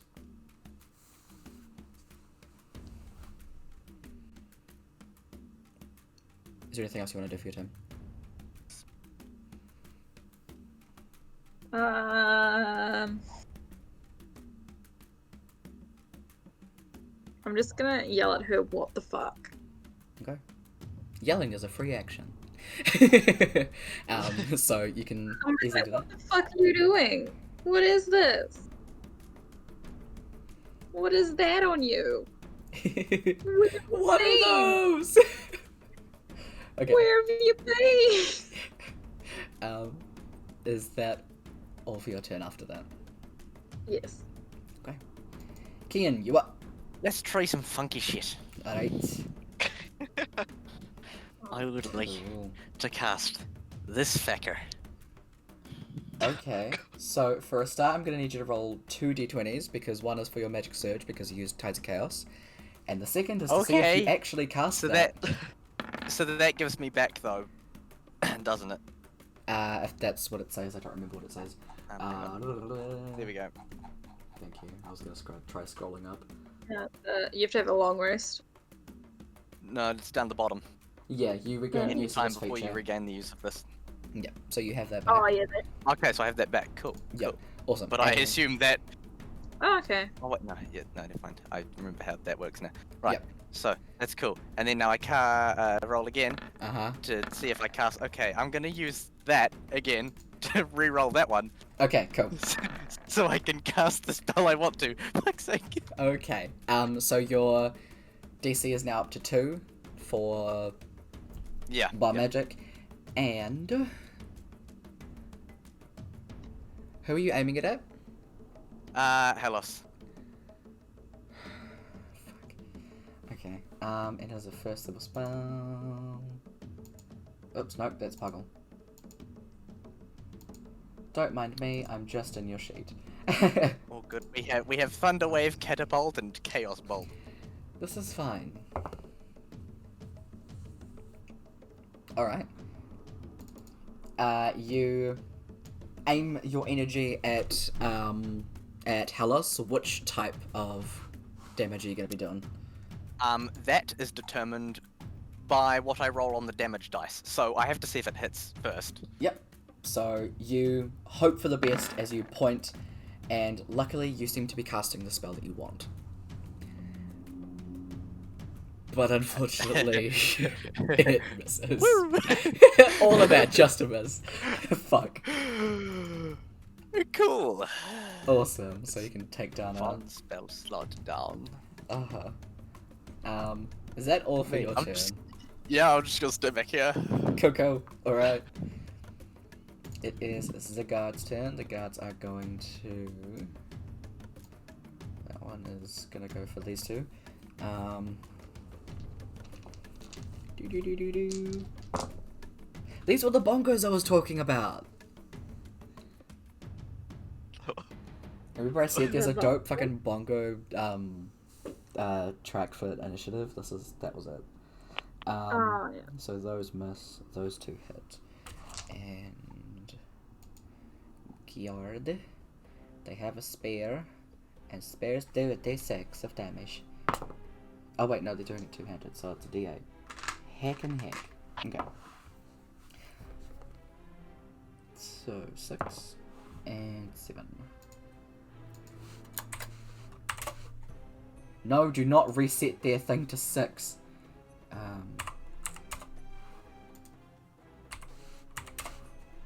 we go. Okay, so 2 of the guards on either side of you, Emelia, jab at Olthin and Halos and stab them. The other 2 that go to miss. It is Taria's turn. Taria, who is looking you dead in the face, Emelia, continues to just stare.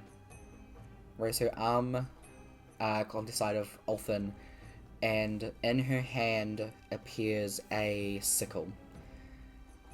Dripping with water that almost looks to be like a claw, with serrated sides on the inside, as she attacks you with it and slashes across your throat.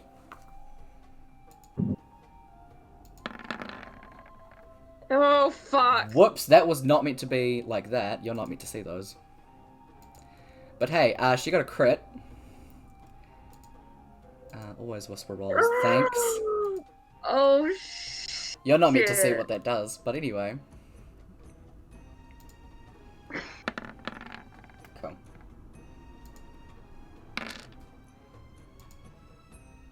How much damage am I taking? You are taking... Are you Yes. immune to anything? Or immune or resistant to anything? I just need to check. I don't believe so at this level. Yeah. I don't think so, no. Okay. What's your max health?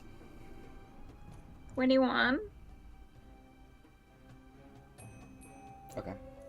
You are immediately knocked unconscious as you take 38 points of damage Shit. as your own twin sister slashes across your Oh. throat, leaving a burning black across your throat as you gasp at her and fall to the ground.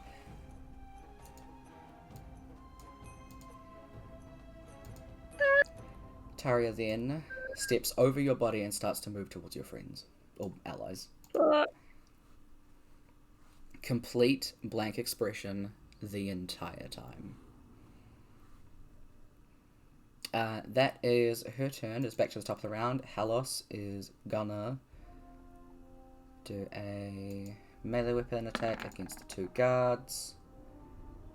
Both of those hit.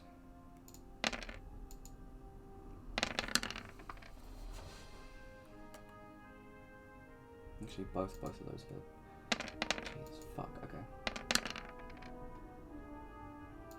So... Let's type in how much hit points the guards have. Oh, yeah, no, fucking hell. Like, immediately, with just the 2 weapons that Halos has in their hand, they both jut out, and then pierce up, one of them up through the bottom of the jaw, into the skull and out through the top, and then they pull it back and the guard falls to the ground dead. The other one pierce into their chest as it comes out the other side, pulling it back. Both guards fall dead.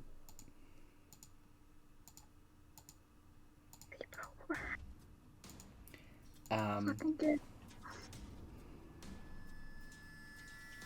Trying to think of what languages. What languages do you all speak? Gnomish, trying to- Common, and Sylvan. Cool. Brooke? I'm also unconscious, so I don't know if it's gonna Oh, matter. wait, sorry. Yeah, don't worry. You can't hear it. Puggle, what languages do you speak? Where do I... That'll be in your proficiencies. Right down in the bottom left. You'll say language next to it. Gnomish and Common. Okay. And also speak to animal. Okay, cool. None of you understand what Taria is saying as she continues to walk forward. It is almost like a guttural noise where it's just kind of like rumbling, but of someone I of might have like... been able to if I was awake. Probably not. It's like... I- For someone that's like small and like... Probably before this, you'd assume, nice looking as Taria, she shouldn't be able to speak that language. That's terrifying. So that was Hallis's turn, Olthin's turn.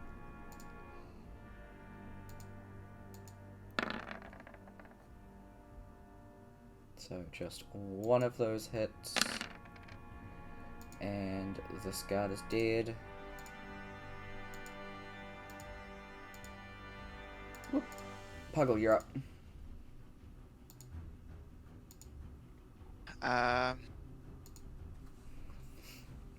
Can I get past Taria if I were to move?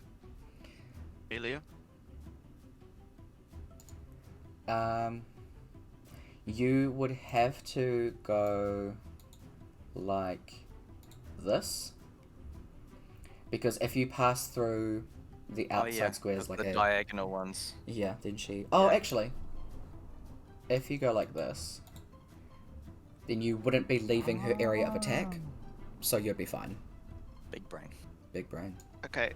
I've I done wish this to for a do while. Cool. You dart around Tarius, around her legs. Get to Emelia. What are you gonna do? I'm wound. So before you cast it, I Yep. will let you know a little secret.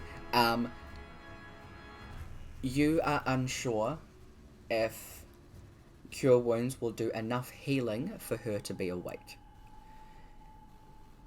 You would probably know better to stabilize her through doing a medicine check and then heal her next round. Because How do I do? stabilizing her would get her to 0 hit points, and then all of the healing would be effective next round. Okay. Yep. So how do I go about doing? You would just make a medicine check, so medicine is a skill check. Easy. Emelia, you are stabilized, you're on 0.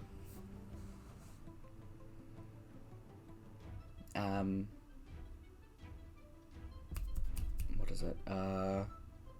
Sorry. Puggle, is there anything else you want to do with your turn? Because that takes your action. So you still have a bonus action and a little bit of movement, I believe. I think I will inspire Okay. Victoration. Alright, awesome. Okay. And is that all for your turn? Yes. Go. Viconia is up. She's going to move to here to get that sweet flanking. And she is going to use her longsword to attack Tara. And she's going to put some Divine Smite into that, because I believe she can.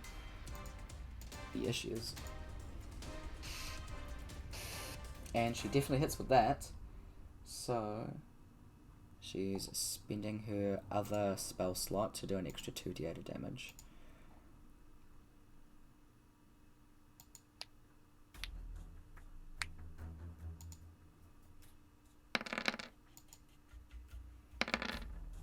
Alright, she does 15 radiant damage.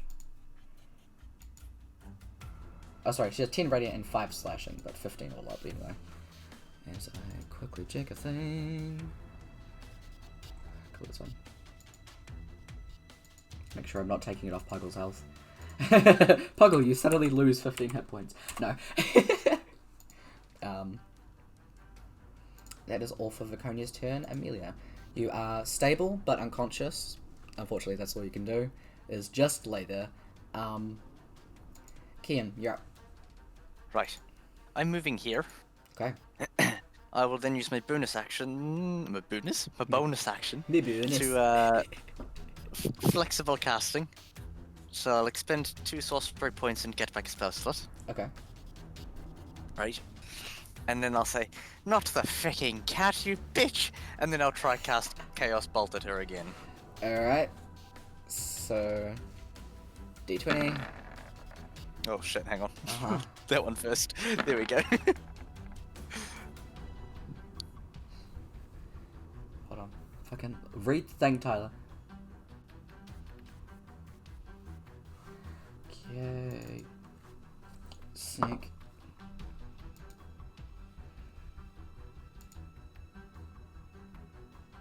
For fuck's sakes.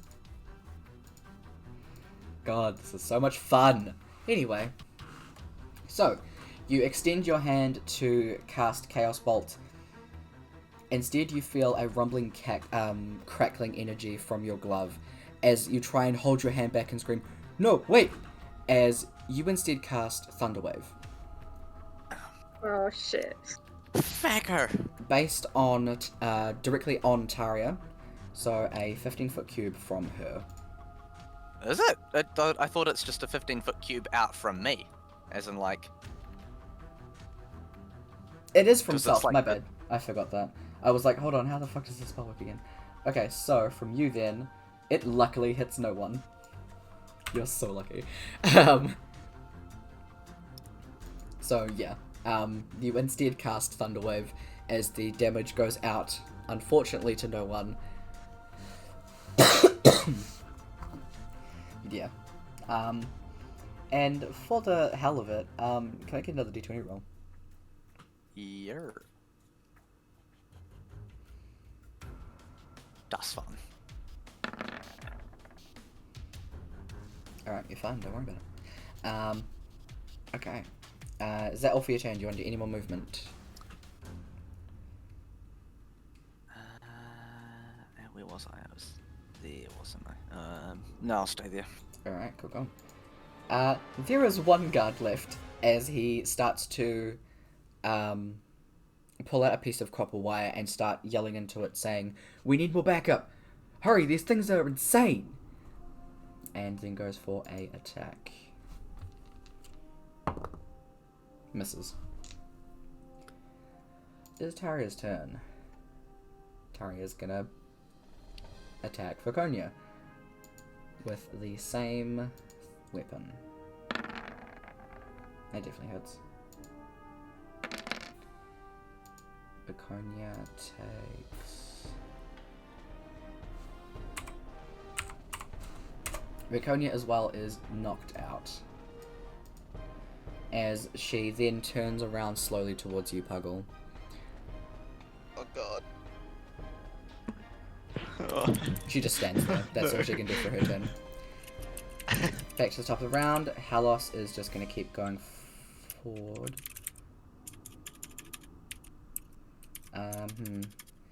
What the fuck would Halos... I don't have to think about this, because what would Halos do? Depends, is he in his right mind? Never. Huh? Because I did stab him in the back. And apparently kill his boyfriend. Or partner. Partner, yeah.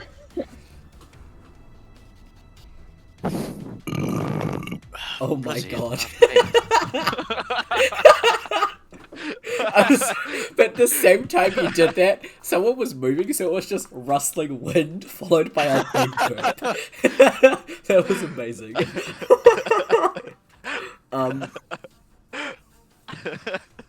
The bear's finally caught up with him. Yeah, exactly.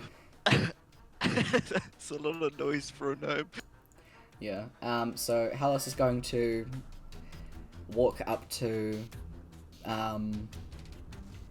the body of Emelia, raising their weapon, which looks to be like a sharpened fish spine, as they hold it up above Emelia, and just slowly, a side of their mouth starts to curl up into a feral grin, as they just wait. Since Althan is next, Althan too does the same thing, coming to the other side of Emelia. Haha, I made a dick. This was the plan! Anyway, campaign's over. No. Agree with this. I'm not sorry. This actually wasn't planned. Hi. Welcome to the show. As Althan is... Oh my god, sorry, fucking hell, that actually got me by surprise.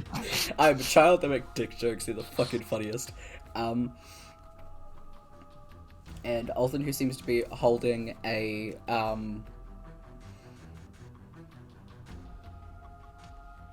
my god, it's like a dagger, but each sides of them are serrated with like sharp teeth, as they hold up that weapon above Emelia as well. And at the same time, because Halos held their action, one after another, they stab into Emelia. They have multiple attacks. So Yeah, I'm dying. the first attack very much knocks her back into unstable.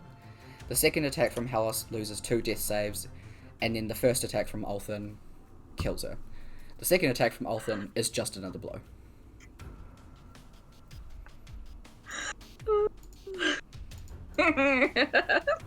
As Puggle, were you facing towards Emelia or towards Taria as you felt her turn around?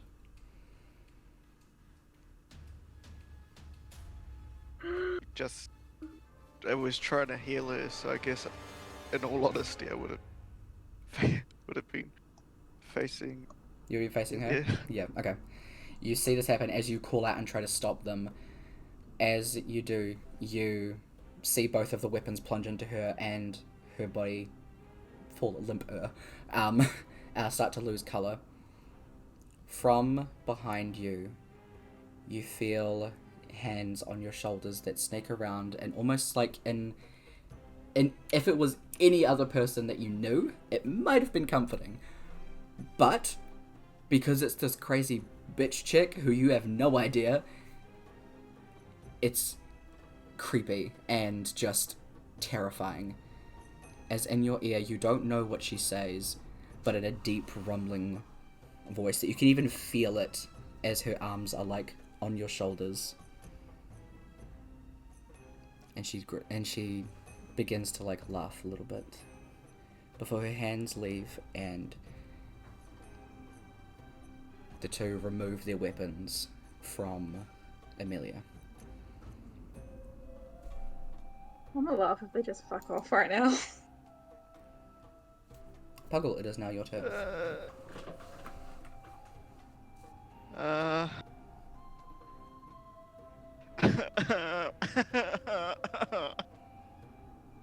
Okay. So she's got her arms around me, so I can't move. Oh, no, she did that for a second and then removed them, so she's just kind of standing behind you now. So you can still move, but if you move away from her, she will get an attack on you. Unless I'm still in the 3x3. Yep, exactly. Would you say that she's the leader? Oh, 100%.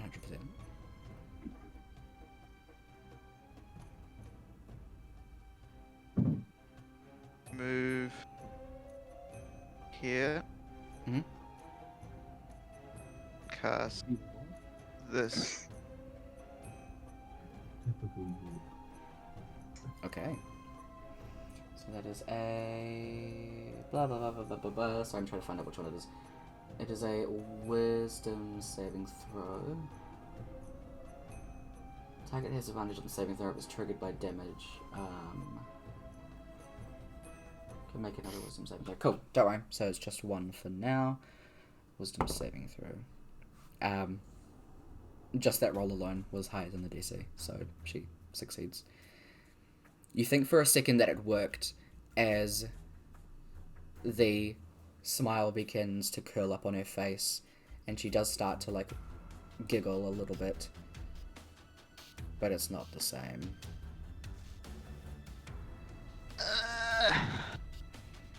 Okay, so that was my action.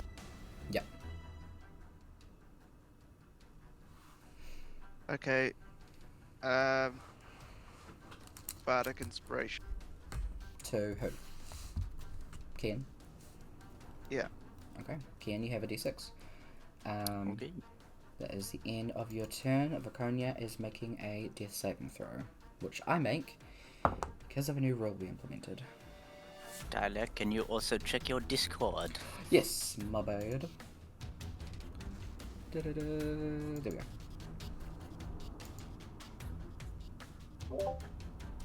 Okay, that is good to know. Alright. So that was her turn. It is Emelia's turn. No, it's not. Soak. Sorry. That was really rude. Oh no! Answer my own question. Okay, Kian. As you are back here watching all of this happen, as soon as your second spell goes off and doesn't seem to work. It was more so when they murdered the cat. Yes, Was I'm, the issue. I'm getting to that. Okay. Yeah. So first it was that the spell not working. You start to feel like a burning in your stomach, but you're like, no, I have to focus. This is bad. But as soon as those weapons are plunged into Emelia and the blood just starts to pour out from her, that becomes a burning rage within your stomach as you try and hold it back as Puggle tries to get away from this crazy fucking lady, and she starts laughing. The laughing echoes at you as the burning becomes warmer and warmer, and as you feel it bubbling up towards your throat, and it comes out in a feral growl. Spit flying from your mouth as you fall to a knee, your hand extended out in front of you in claw. Slightly thicker orange, almost like fur, is running up your arm as droplets of like spit are like drooling from your mouth onto the ground. What is your movement speed? 25. You would get to the closest person you can. So, as Puggle, like, you hear this feral, like, growling out from behind you, as Kian starts running forward on all fours, you duck out of the way quickly as he launches at you, and instead hits Taria. You have claws now. As I look at your stats.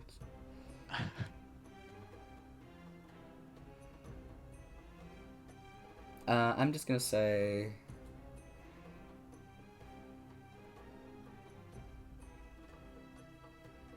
I'm gonna say roll for an attack with your dagger. Okay. Yeah. Did you have that? Oh fuck! Ah! Okay. As she's standing there, you try and claw at her, missing both times. Your anger almost blinding you, as your chest is heaving. That is your turn. The guard, little pussy bitch, he's gone.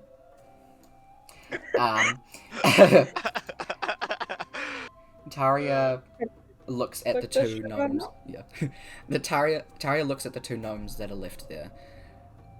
And Mercy, my lord, please. she just starts to walk away. Again, over the body of her sibling. Kian, you get an attack of opportunity, as well as Puggle.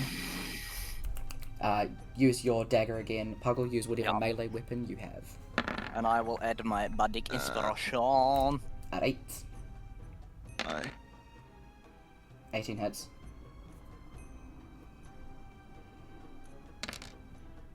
Fucking hell. It is still an amount. Hand axe, nice. Do you want to use an inspiration point to reroll that? It is up to you. Sure. Go for it, reroll.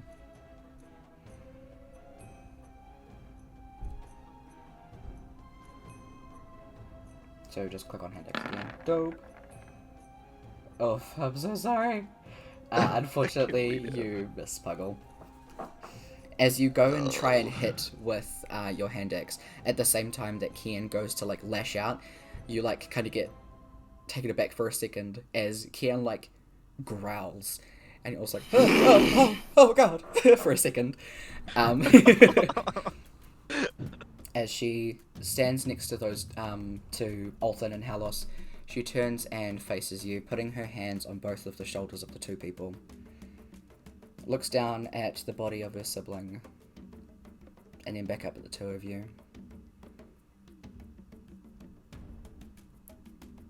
says something in a language you do not understand, and vanishes.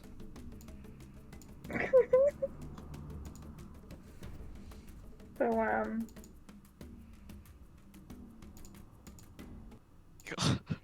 sent you a message on Discord, Tyler. Uh-huh, I'll get to that in a second. You're still the same. Puggle, you are left standing with Kian. Kian, you are so ravagely angry. You just start...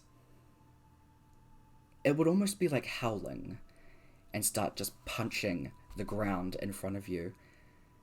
Puggle, what are you doing as this is happening? He is rabid with anger.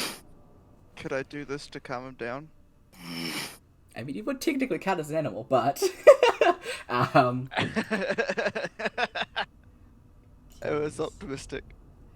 Unfortunately not, but... I will allow... Let's see what you get.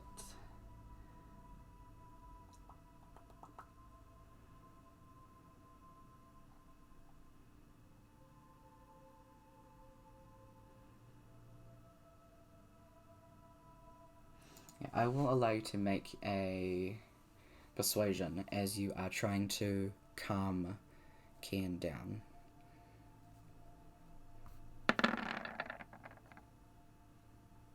15's okay. Wait, what is your total? Okay, that would be if you took 10. Lowering your voice, trying to talk to him. Just saying things like, it's alright. We're safe now. We'll get help for them. Just saying things like that, just very slowly to Kian. For the first few lines, Kian, you don't hear anything that Puggle says. It's just background noise. All you can hear is the roaring in your head. As you slowly start to actually hear what Puggle's saying, your fist bleeding from punching the ground, the pain kicking in. You just sigh deeply as all of that energy just is expelled. You feel Puggle's hand on your back and then on your shoulder, squeezing your shoulder tightly, still talking lowly, just, it's alright. There are people that can help us. It'll be okay. You want to not believe anything that he says. After what those three just did, there's no way. You slowly keep taking deep breaths. And you watch in front of you as the claws slowly slink back into normal-looking nails. Still grubby, but normal. The hair slowly starts to fade, going back to regular gnomish hairiness. And the anger just turns into defeat. You're sitting there heaving, trying to calm yourself down. I am gonna need Puggle. Oh, sorry, I'm gonna need Finn and Hayden to deafen for a little bit. Hi. That's fine. Okay, Emelia. The last thing that you recall is the face of your sibling, blank and expressionless, carving out your own throat. The person that you trusted with your entire being betrayed you. You're unsure how to react with all of it, as so many emotions are consuming you. Haha, joke. And you are just swarmed with everything. And it's really hard for you to believe any of this has happened. All because of a fucking rock.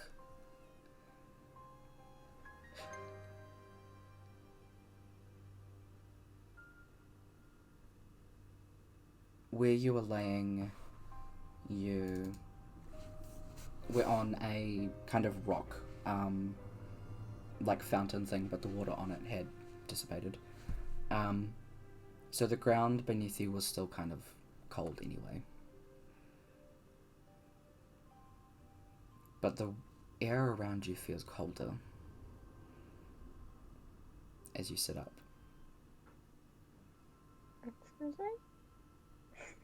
Looking around, it is pitch darkness even with your dark vision, but what you do see is a massive wall. Standing up and looking at it, you see hundreds, thousands of tally marks and different names. Make perception check.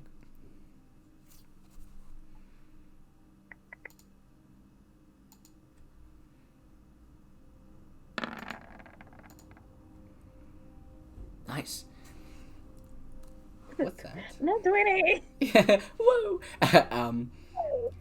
You looking at all of the names and tally marks. Every single one has exactly 9. Exactly 9. Exactly 9. Except for 2. One with the name carved Fargus. The other, your name, with only a singular tally beneath it.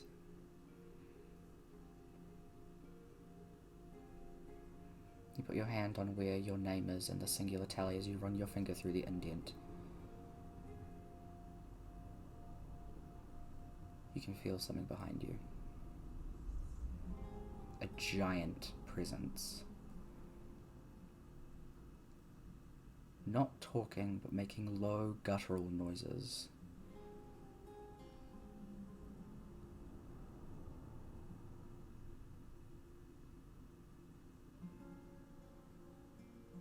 As you drop your hand from the tally mark, looking again at all of the names.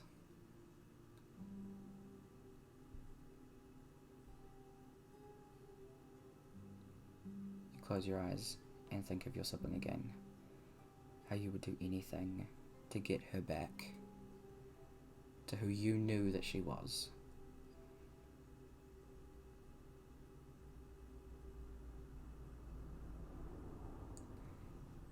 You gasp as you inhale air again. You're staring up at the sky. The same place that you were when you thought you had died.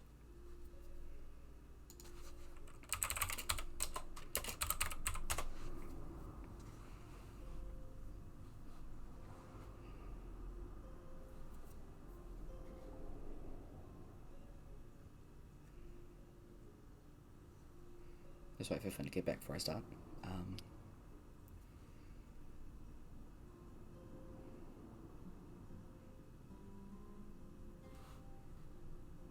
I don't know if he saw the message. Oh no.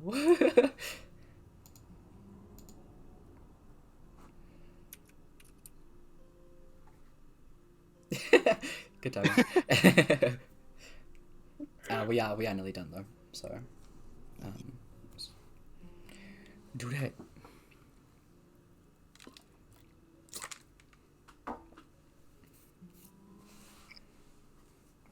Okay. I'll repeat it back to him if he pops in. But you're heaving on the ground, Kian. You hear a loud. Your eyes dart over to where Emelia is, and she's sitting up. Oh, thank fucking Christ.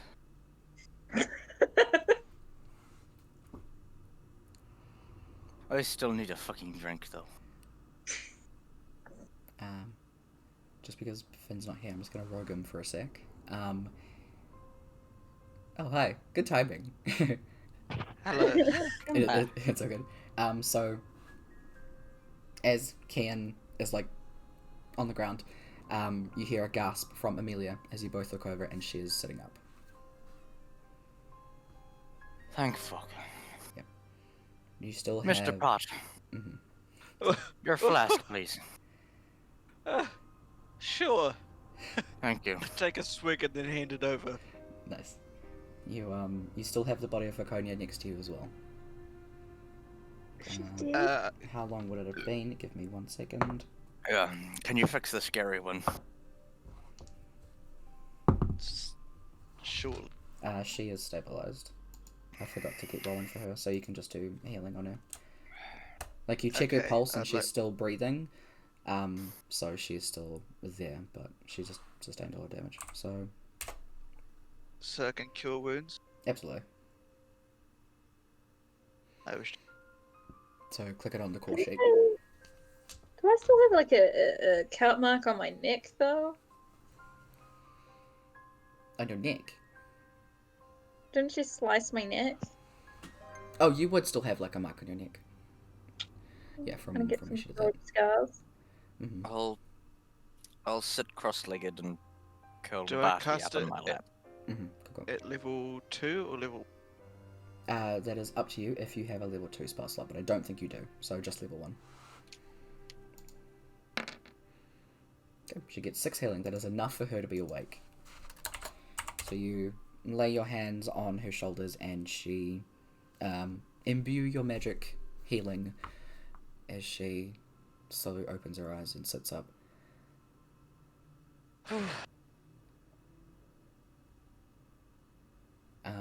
Amelia, and I'm very, very sorry, I didn't realize until I said this in the other game, but this is really fucking dark, but it's not implemented like that.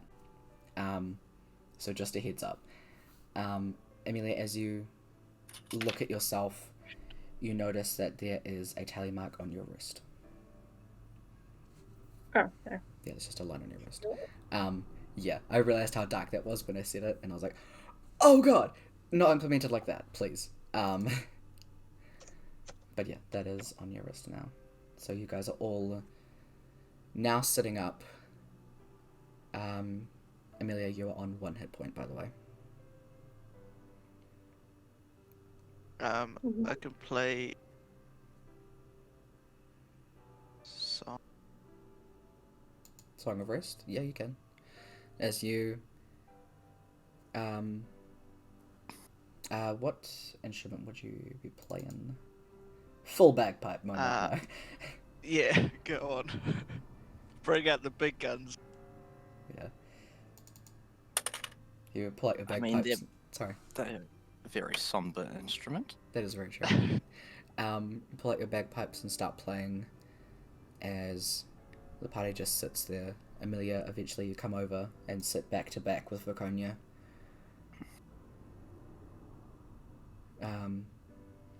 Sitting there and breathing. A bunch of guards come in a little bit later and try and ask you what's happened, what's gone on. But it's just background noise as all that's happening around you. Yeah. They definitely get the idea and they back off and let you guys be. One of them, one of the finely dressed people in one of the robes comes back and kneels down in front of Viconia and Puggle. They are a furbolg, which is a very large, fluffy, basically cow person. They're pretty dope. So they kneel in front of you.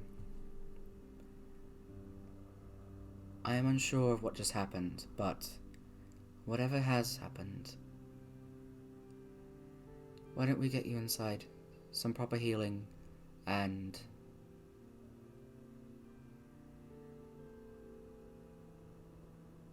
we can do something about this.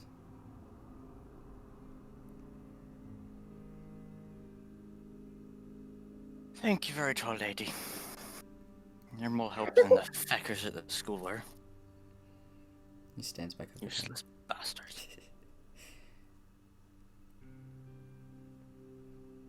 Stands up, and each of you stand up with her, and you're led back inside. The inside of this place is no better than the outside. There are bodies littered everywhere. Very similar to... the wounds of them are very similar to the ones that you had... from the weapons that you'd seen.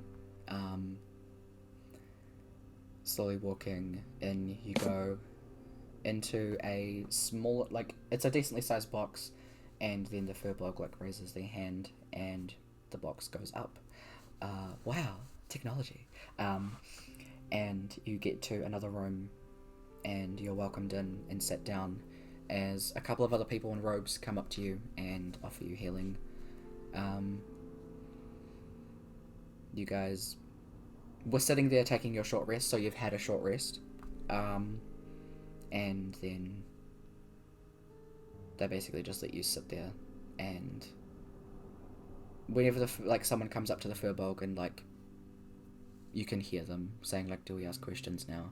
The Furbolg just raises a hand and says, no, we let them be. So you guys are left pretty much alone in this sense, but the Furbolg is still nearby, but is really just making sure that people aren't berating you. There are still guards, and you can hear their voices outside demanding to talk to you. But every time you just hear the Furbolg say, no, we will leave them be. You're left there for a few hours, and you can do whatever you wish. Sorry, go for it. I have an issue. My magic doesn't fucking work. And the bastards at the school were no use.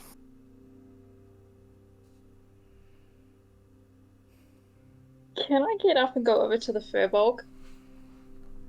Yeah, you can. You have to go, like, pretty much into the doorway. So, you do that in a sec. Viconia sits up, cross-legged, and looks to you, Ken.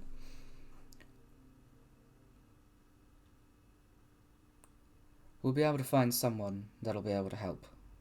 I guarantee it. And if they don't want to help, we'll make them help.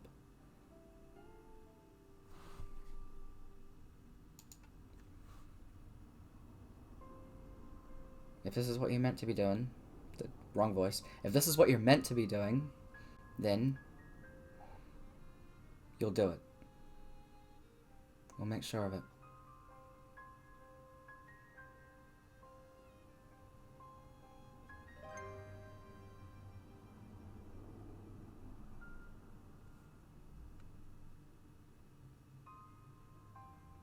He's just sitting there staring at his hands. Mm-hmm.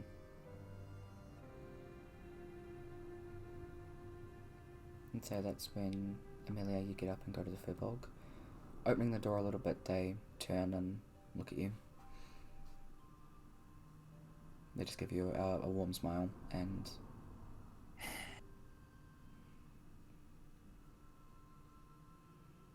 what do you say? Like, either I need a way to get to my mom, or I need a way to get her here. Can you help me?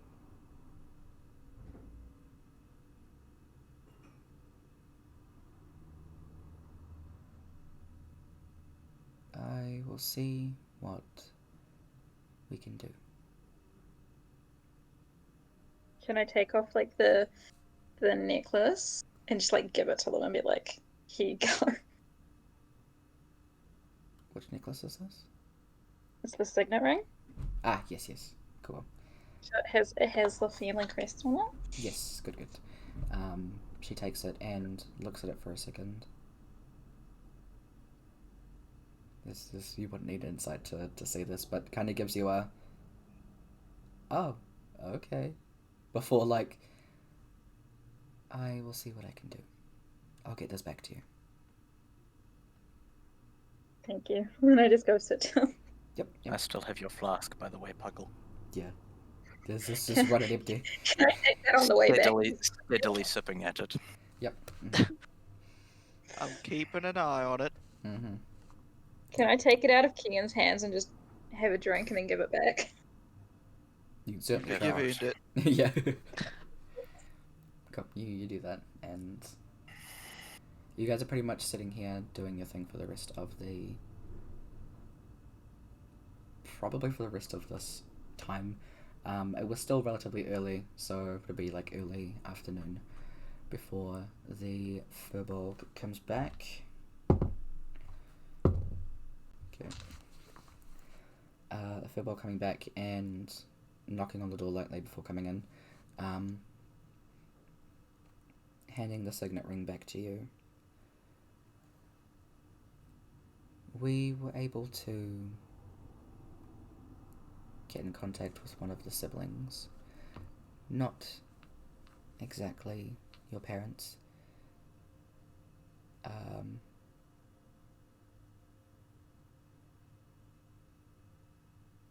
It seemed it was rather urgent what they were dealing with.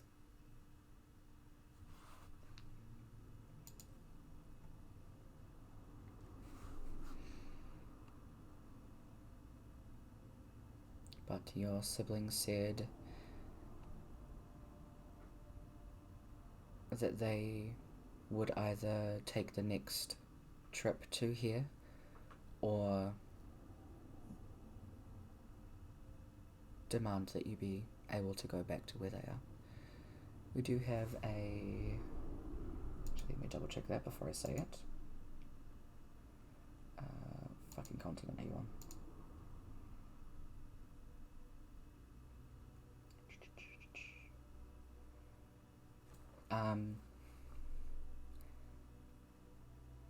They would probably have one there.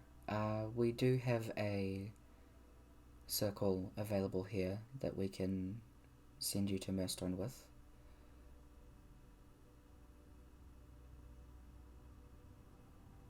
But I suggest that you and your friends rest, at least for the day.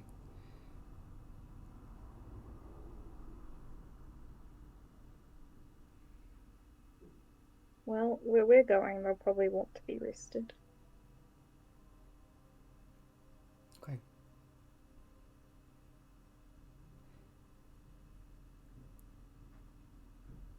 Are your friends up for a chat?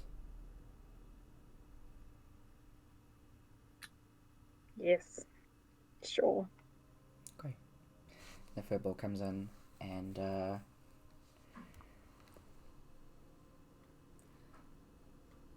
need to open some notes here. Jeebus. Okay. Comes in and sits at the table.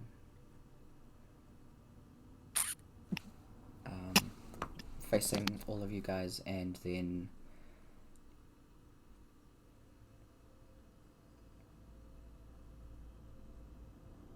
why, more specifically you, and looks at Emelia, why did you approach the elven woman?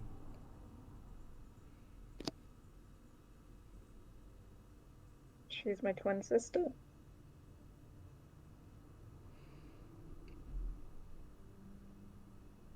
Do you know who those three were? Yep. One's Taria, my twin sister. One's Helos, who I stabbed in the back and killed. And the other one's Olfin, and they cried themselves to sleep. To death. Mm-hmm. And Helos blamed me for it. And attacked us.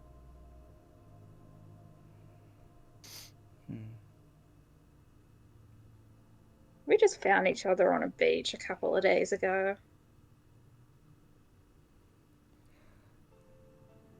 Okay. And I suddenly looked like this. Just like gesturing to myself. Mm-hmm. I'm not a cat. I'm not a tabaxi. I don't look like this usually. Mm-hmm. Okay. Well, given if the elf is your twin sister, then I imagine you do not. So, what about the three of you?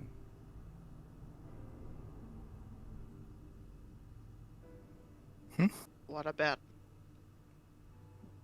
You all woke up on a beach. Apparently knowing probably not of the elf, but the other two. How did that come to be? Well, I saw the elf lady go into the water, but I didn't know who she was. Ah. I'll be honest. The first time hearing about any of this, and I woke up on the sand, but I was in a desert, not a beach.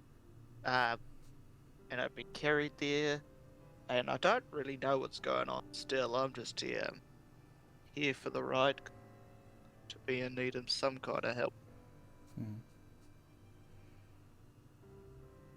And you. And motions to Viconia.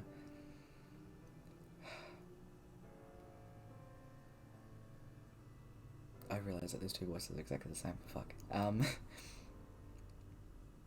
More or less the same as the others. Woke up on the beach. This one was unconscious, so I was the one that carried them. It's just... I'm not sure.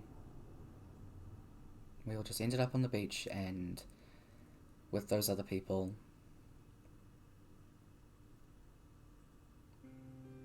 Well, there was one other person. They were scared to all high shit of their shadow. And other shadows. And their shadow wasn't where their shadow was. And then they got ripped to shreds, presumably by shadows, in their tavern. Oh, here we go. Well, that's that. It's out of the bag now. Can see the furball was just nodding, trying to, like, take in what each of you are saying without being, or giving at least the facial expression like y'all are crazy. It started with those goddamn rocks with him. Oh yeah, we had some giant fucking rocks. Are each of you aware of what the garnet tephibole is? Who, what? No. What? What did you say? It is one of the most ancient artifacts from the Cataclysm. The thing that made Latov what it is. They stole it. Who stole Oh, it? the plant lady and the dead people. Yes. What's it do? We are unsure about what it does, but we know what it represents, and it is a very, very powerful artifact. Since it was made from the Cataclysm, it was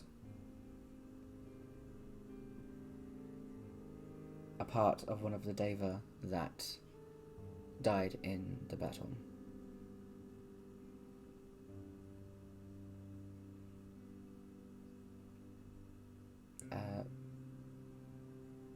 All of you can roll a history check. I'm just kind of allowing you to do that just in case, but that's a high DC, so we'll see. I've only got a +1. It's going to be shite. Holy shit, fucker. Not bad. Educated. Apparently so. You believe Spanish? To your horror, you will know. It's not ringing any bells. I mean, you've probably heard of. I mean, like there was a tale about like the way that the world started. The world was the planet, sorry, was pretty much a water planet. Like there was no islands to speak of. But there was a battle and blah blah blah and shit happened and now there's land. Whoa. The semantics of it, you were just kind of like, eh. Exactly. Yeah. So a lot of this is just really fucking confusing.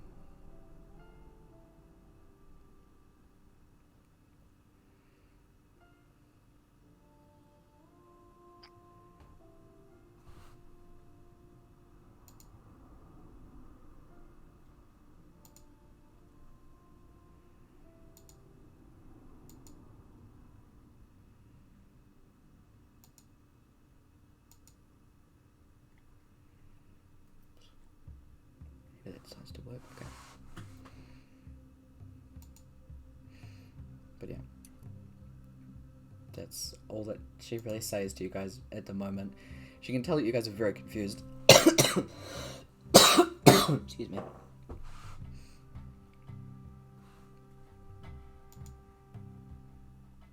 Great. Well, that is nothing to go on, really, is it? These gems that you found. What can you tell me about them? Fucking huge, right? Mine fit in a wheelbarrow, and then I carried it round in my back, and it was about the size of me, and I'm quite a large boy, so it's quite a big gem.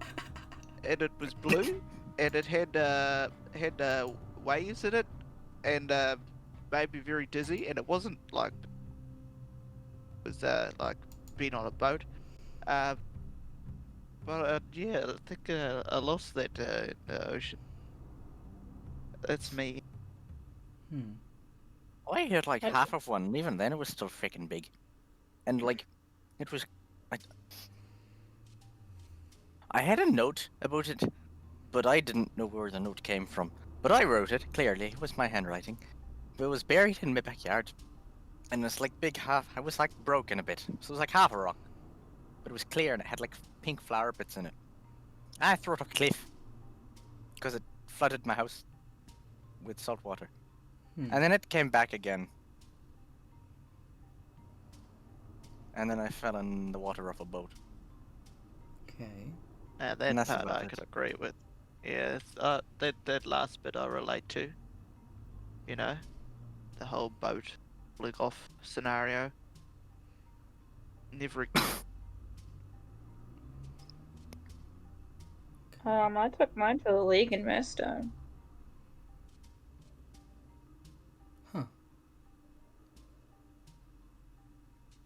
We had no reports of such an item. Well, what did they look like? It was yellow. Yeah, I took it there, and then when I got it back, it was not. It was different gemstones, not the one I gave them. Okay. Well, what about the rest of you? What did they look like? Like I said, mine was blue, and it looked kind of watery on the inside, like it was moving kind of thing.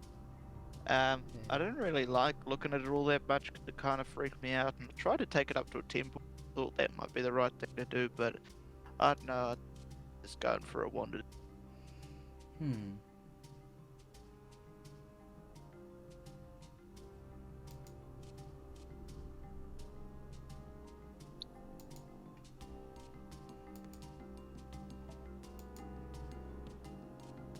You can describe what yours looks like. Hayden, I just don't want to interrupt you. Oh, right. Sorry. What Yeah. does it look like? It was like a bit broken on one side. So it wasn't a whole rock. It was a fucking big rock though. And it was like just clear. And it had like pink flower bits in it. Okay. Yeah, it's quite.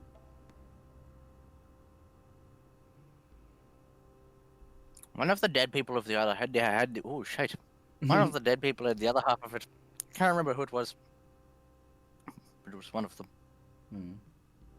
How many dead people do you know? No, it was only the three of them.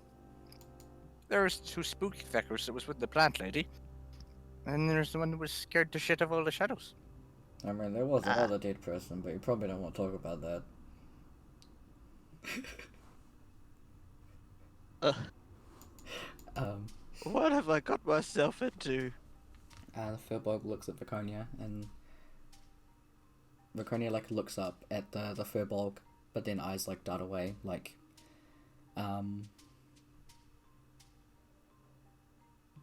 before the Furbolg asks, "And what about you?"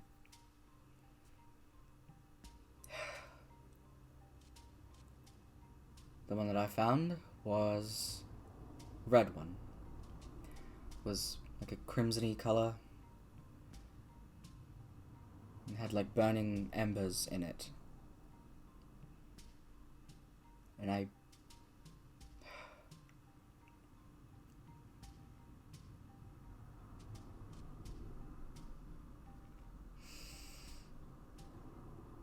found it when a father hit his daughter across the head with it. I don't know what it was about the thing, but she said it changed him.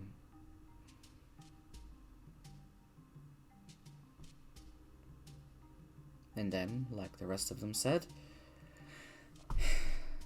they got weird dreams, ended up on a boat, ended up on the beach. And in a desert. And in a desert.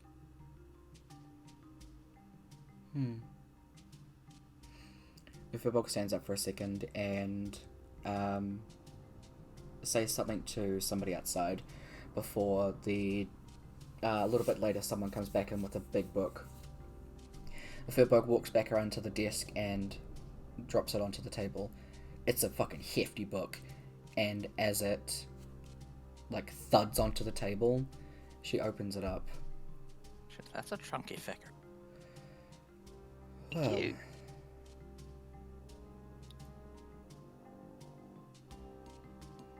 It seems you have yourselves in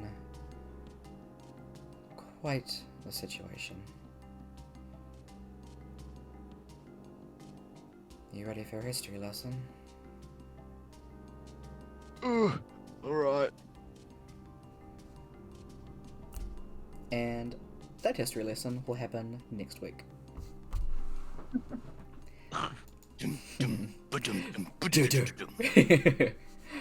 Next time on Shortland Street. Holy fuck, that was really good. That was terrifying. Good shit. God damn. Nice.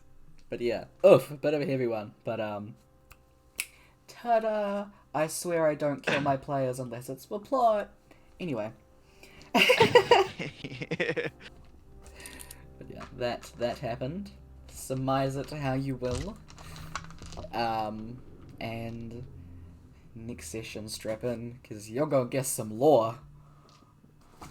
You're gonna learn about how the world started, boys. Exposition time, exposition time. It is exposition time. Woo-hoo. But yeah, hope you guys enjoyed that. And yeah. Oof. That's it's gonna be interesting. So it's good, yeah.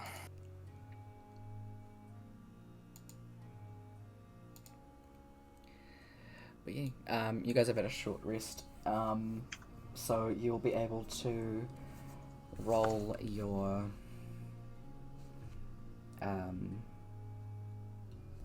what is it called? Like hit die to regain some health. So Emelia, you don't have to be on 1 hit point. But in the terms of Exapia, for a start, I'm giving each of you an inspiration point because one, heckin' roleplay did it good, and that was just really good. Like all round, good shit. So Yeah. it's definitely a hard fight. So just mark that down somewhere. It's a good RP, so that is going up as well. Nope, not 4,000. How many inspiration points can we have? Max of 5.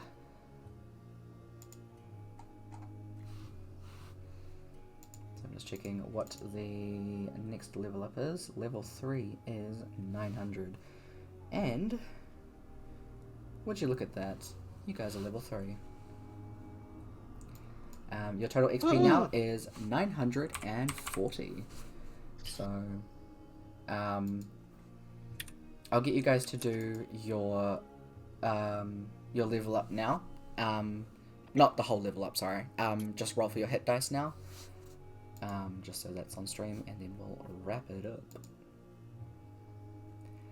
So, I'm gonna roll, Just to even see though it was how a bad this idea. goes up.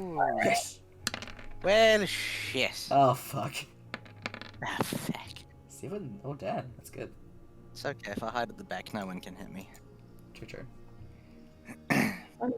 31. Oh. Nice. So, How to do it again? Sorry. Oh, exciting. you're totally fine. Meta magic. Yes.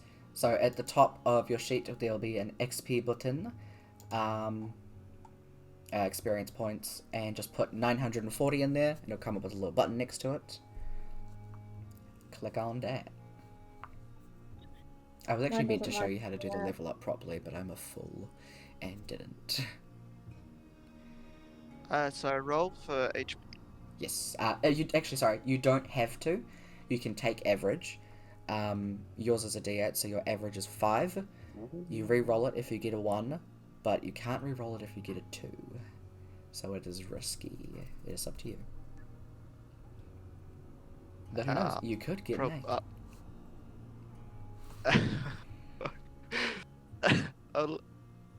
No, I'll leave it at a 5. Okay.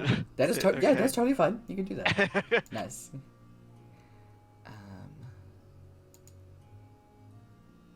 Oh, man, this stuff's funky, like. Yeah, so Meta magic. all your level up stuff is gonna be there. I can make spells do certain things. I can give them more range.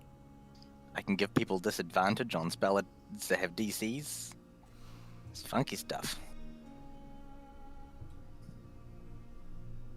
Mine doesn't work properly, so I have to do it all manually. Yeah, it's unfortunate. But it is what it is. That's just how it goes. But yeah, so we'll do the level up stuff after. So I'll just deafen for a quick second, then I'll come back. But yeah, thank you guys for coming to play. Yeah, so I'll talk to you guys again in a sec. Say bye to stream. Bye. Bye. Yay! They did it. They lived. Oh, good shit. But okay. All of that stuff happened. Big oof. But yeah, we're gonna do the level up and then do that. So yeah, hope you guys enjoyed that session. And we'll see you hopefully next week. To see what they're gonna be learning about this lovely planet that they live on. Yeah. So have a good rest of your Easter, guys. And yeah, remember the Tiltify will be open even if I'm not streaming. So donate to the Mental Health Foundation if you can. Even if you can't, it is totally fine. Sharing does exactly the same. So thank you guys so much, and yeah, see you next stream. I have to make sure I put on the proper music this time, because oof, I forgot to last time. But yeah, okay, bye.